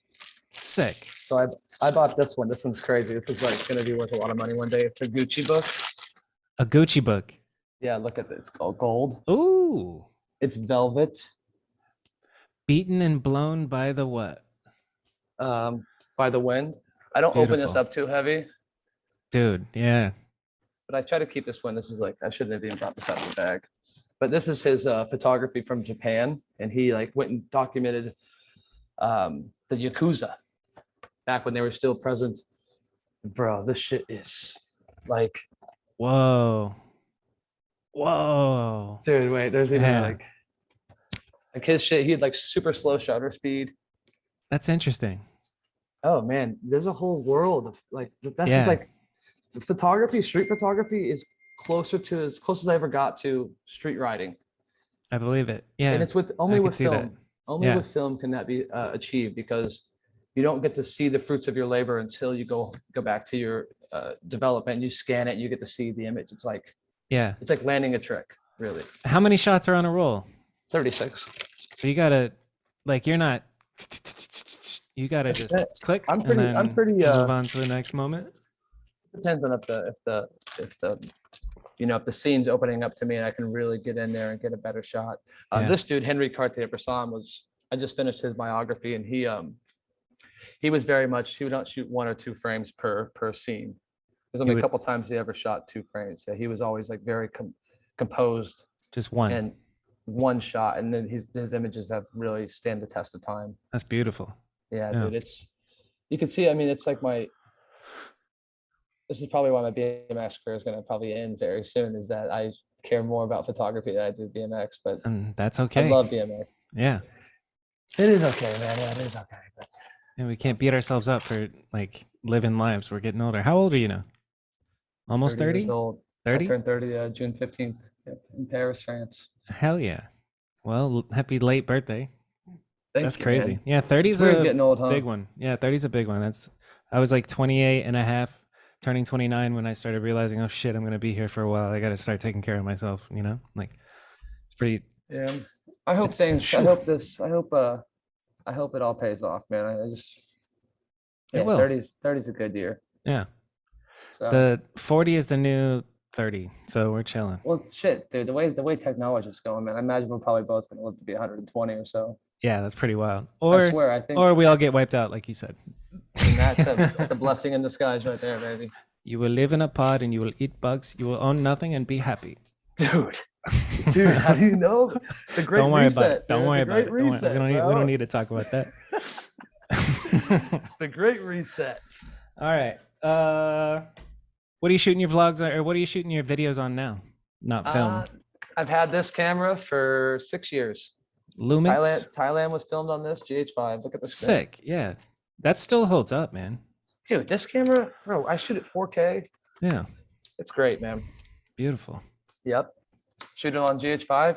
If you guys are watching this, you want to listen to a story and follow a journey of a struggling artist. That's what my YouTube channel is about now. It's not toxic positivity. You're gonna, it's a real life story. I'm not sitting here making content to please the masses. I'm creating pieces of work that I can look back on and be like, this is what I was going through at this time period. That's what That's my dope. vlogs are now. Yeah. Yeah. And It's inspiring. I want to it's do great. something similar. it's just crazy to talk to you too, man. Like I figured like so much has changed since I've known you. Like, we used to hang out on almost a semi-weekly basis, Yeah, we we'd was go to- biking. Yeah, dude. It's just crazy to see the internet, one beautiful thing of the internet is we get to see and keep up with our friends and how we've transitioned and what we've come into. That's Yeah. one thing I love the internet for, is the connection of it. Yeah. That is So the it beautiful vision that's like Mark Zuckerberg's, candy coating of, there's a lot of evil shit, but the good part is we're all connected now. I don't want to go back to not pre-internet, Yeah. On one hand, I do. I want to live on a farm and self-sustain Yeah. and all that, but You can still do we're that. doing this internet life. Yeah. Yeah. I could do this from, off the grid, but we'll get Dude, there. you're one of the rare dudes that kind of found yourself in a compromised position where you feel like you needed to change and you did it. Not many people can make the change. Changing is the hard part. So it's cool to kind of see Osborne too. Matt Osborne, man, one of my best friends back then. Yeah. He's transitioned. He does all this car stuff now. It's Yep. like, it's cool where people find their light. Yeah. How lost we were when we were young BMX riders, all ratty kids, and like how we've kind of find our vision and how we've kind of blossom into the people that we are now. And it's a really beautiful, beautiful thing. So Yes, sir. And we're all just people. How much is your Patreon? I don't know, $5, $4, $3, $2, whatever you want to put. Well, if you made it this far, you should sign up for Austin's Patreon and help a starving artist live the dream. That's true, bro. I mean, hey, I had a Five Guys burger today, so I'm not starving too much. So don't let's not put that out there. But it's a cliche, dude. Help me buy film. You're not a starving artist. Oh, dude. Well, you will be the second Patreon that I sign up for. The only other one is Tim Dillon. And oh, I fucking dude. This is where we connected. Where I love Tim Dillon, bro. Yeah. He's the funniest dude on the planet right now. He really is, 100%. Like just podcasting. My mom's a schizophrenic. I hope you guys. It's amazing. Oh yeah, dude. And the way he picks on his producer is fucking hilarious too. Ben Avery. That's my dream. I want to go on Tim Dillon's podcast one day. Hell yeah. And I will. I think so. All right, write it down and it'll happen. Yep. Just like everything else that happened in your life, you mystical creature, Austin Augie. Well, yeah. Bob, I mean, dude, this conversation, I hope didn't annoy people, and I think it was a beautiful conversation, man. I really enjoyed it. Yeah, me too, man. It's good to catch up. Thanks for filling in some blanks in my memories of Texas toast. Like it all came kind of rushing back of just dude. It was that Texas toast that Rich Forn, that's the first time I met Rich Forn. And I was like, Rich Forn, and he was like, Kanode? Like he knew who I was. And I was like, get the fuck out of here. Rich Forn. Yeah, and he bought me a drink. And I was like, get the fuck out of here, dude. This is so crazy. I'm glad that it's cool too to be able to call these people my friends in the BMX world, like Rich Forn. Like I've been around the world with him, and that's amazing. He's a cool motherfucker. Yeah, he's a funny motherfucker too, dude. Yeah. He's a funny motherfucker. You really got to watch the Federal video because Bruno gets mad at him at like 11 minutes in, and it's so good. Oh, dude, that's who you got to get Bakos on. Yeah, I do. Bakos, because Bakos will have they have some funny, and then Bruno too. They have these funny stories. Anytime you go to a contest, I went to what's it called, Street Station. Yeah. And it's just funny because they just came off that Brussels trip. They were all on that trip. Yeah. And there's like these crazy stories that they're flying out about these, like, they got into a fight at the bar because Bruno got mad at Rich got mad at Bakos, and someone threw a wine bottle. It's just like these really intriguing stories that they'll share with you. And yes. Yeah. You should get them on. I would love to, man. Rich Forn is just like one of those ones where it's like I almost don't want him to come on just so I can keep the mystery. Probably wouldn't. We almost filmed a fit video together. We almost had a fit. Yeah, we were trying to do something really, really cool, but they wouldn't pay. No one wanted to pay his. He has a pretty big price tag, and that's I respect. So yeah, good for him. That's something that I think is a good lesson that kids out there should learn. Is like if you're good at something, don't do it for free. Then know your worth. Earn your worth, but then know your worth, Exactly. At the beginning, you got to grind like a little grunt and do shit for way more work than you think for way little money. But then you establish yourself and value yourself and don't. It's pretty cool. All right, Austin. Well, man, Bobby, it's great to see you, man. I'm going to head to bed. You too. Cheers, dude. Any last words, advice, etc. to the peoples, to the BMX riders all across the world? Just be a good human, man. Believe in yourself, dude. It sounds so cliche, but a lot of people say it, but they don't. So just don't be self-deprecating. We all fall victim to that. So facts. I appreciate you, Bobby. Appreciate you too. Cheers. Hello, you've reached the end of the video. Thank you for tuning in. If you're watching on YouTube, don't forget to like and subscribe. See you in the next one. Might be Lewis Mills next week. We'll see.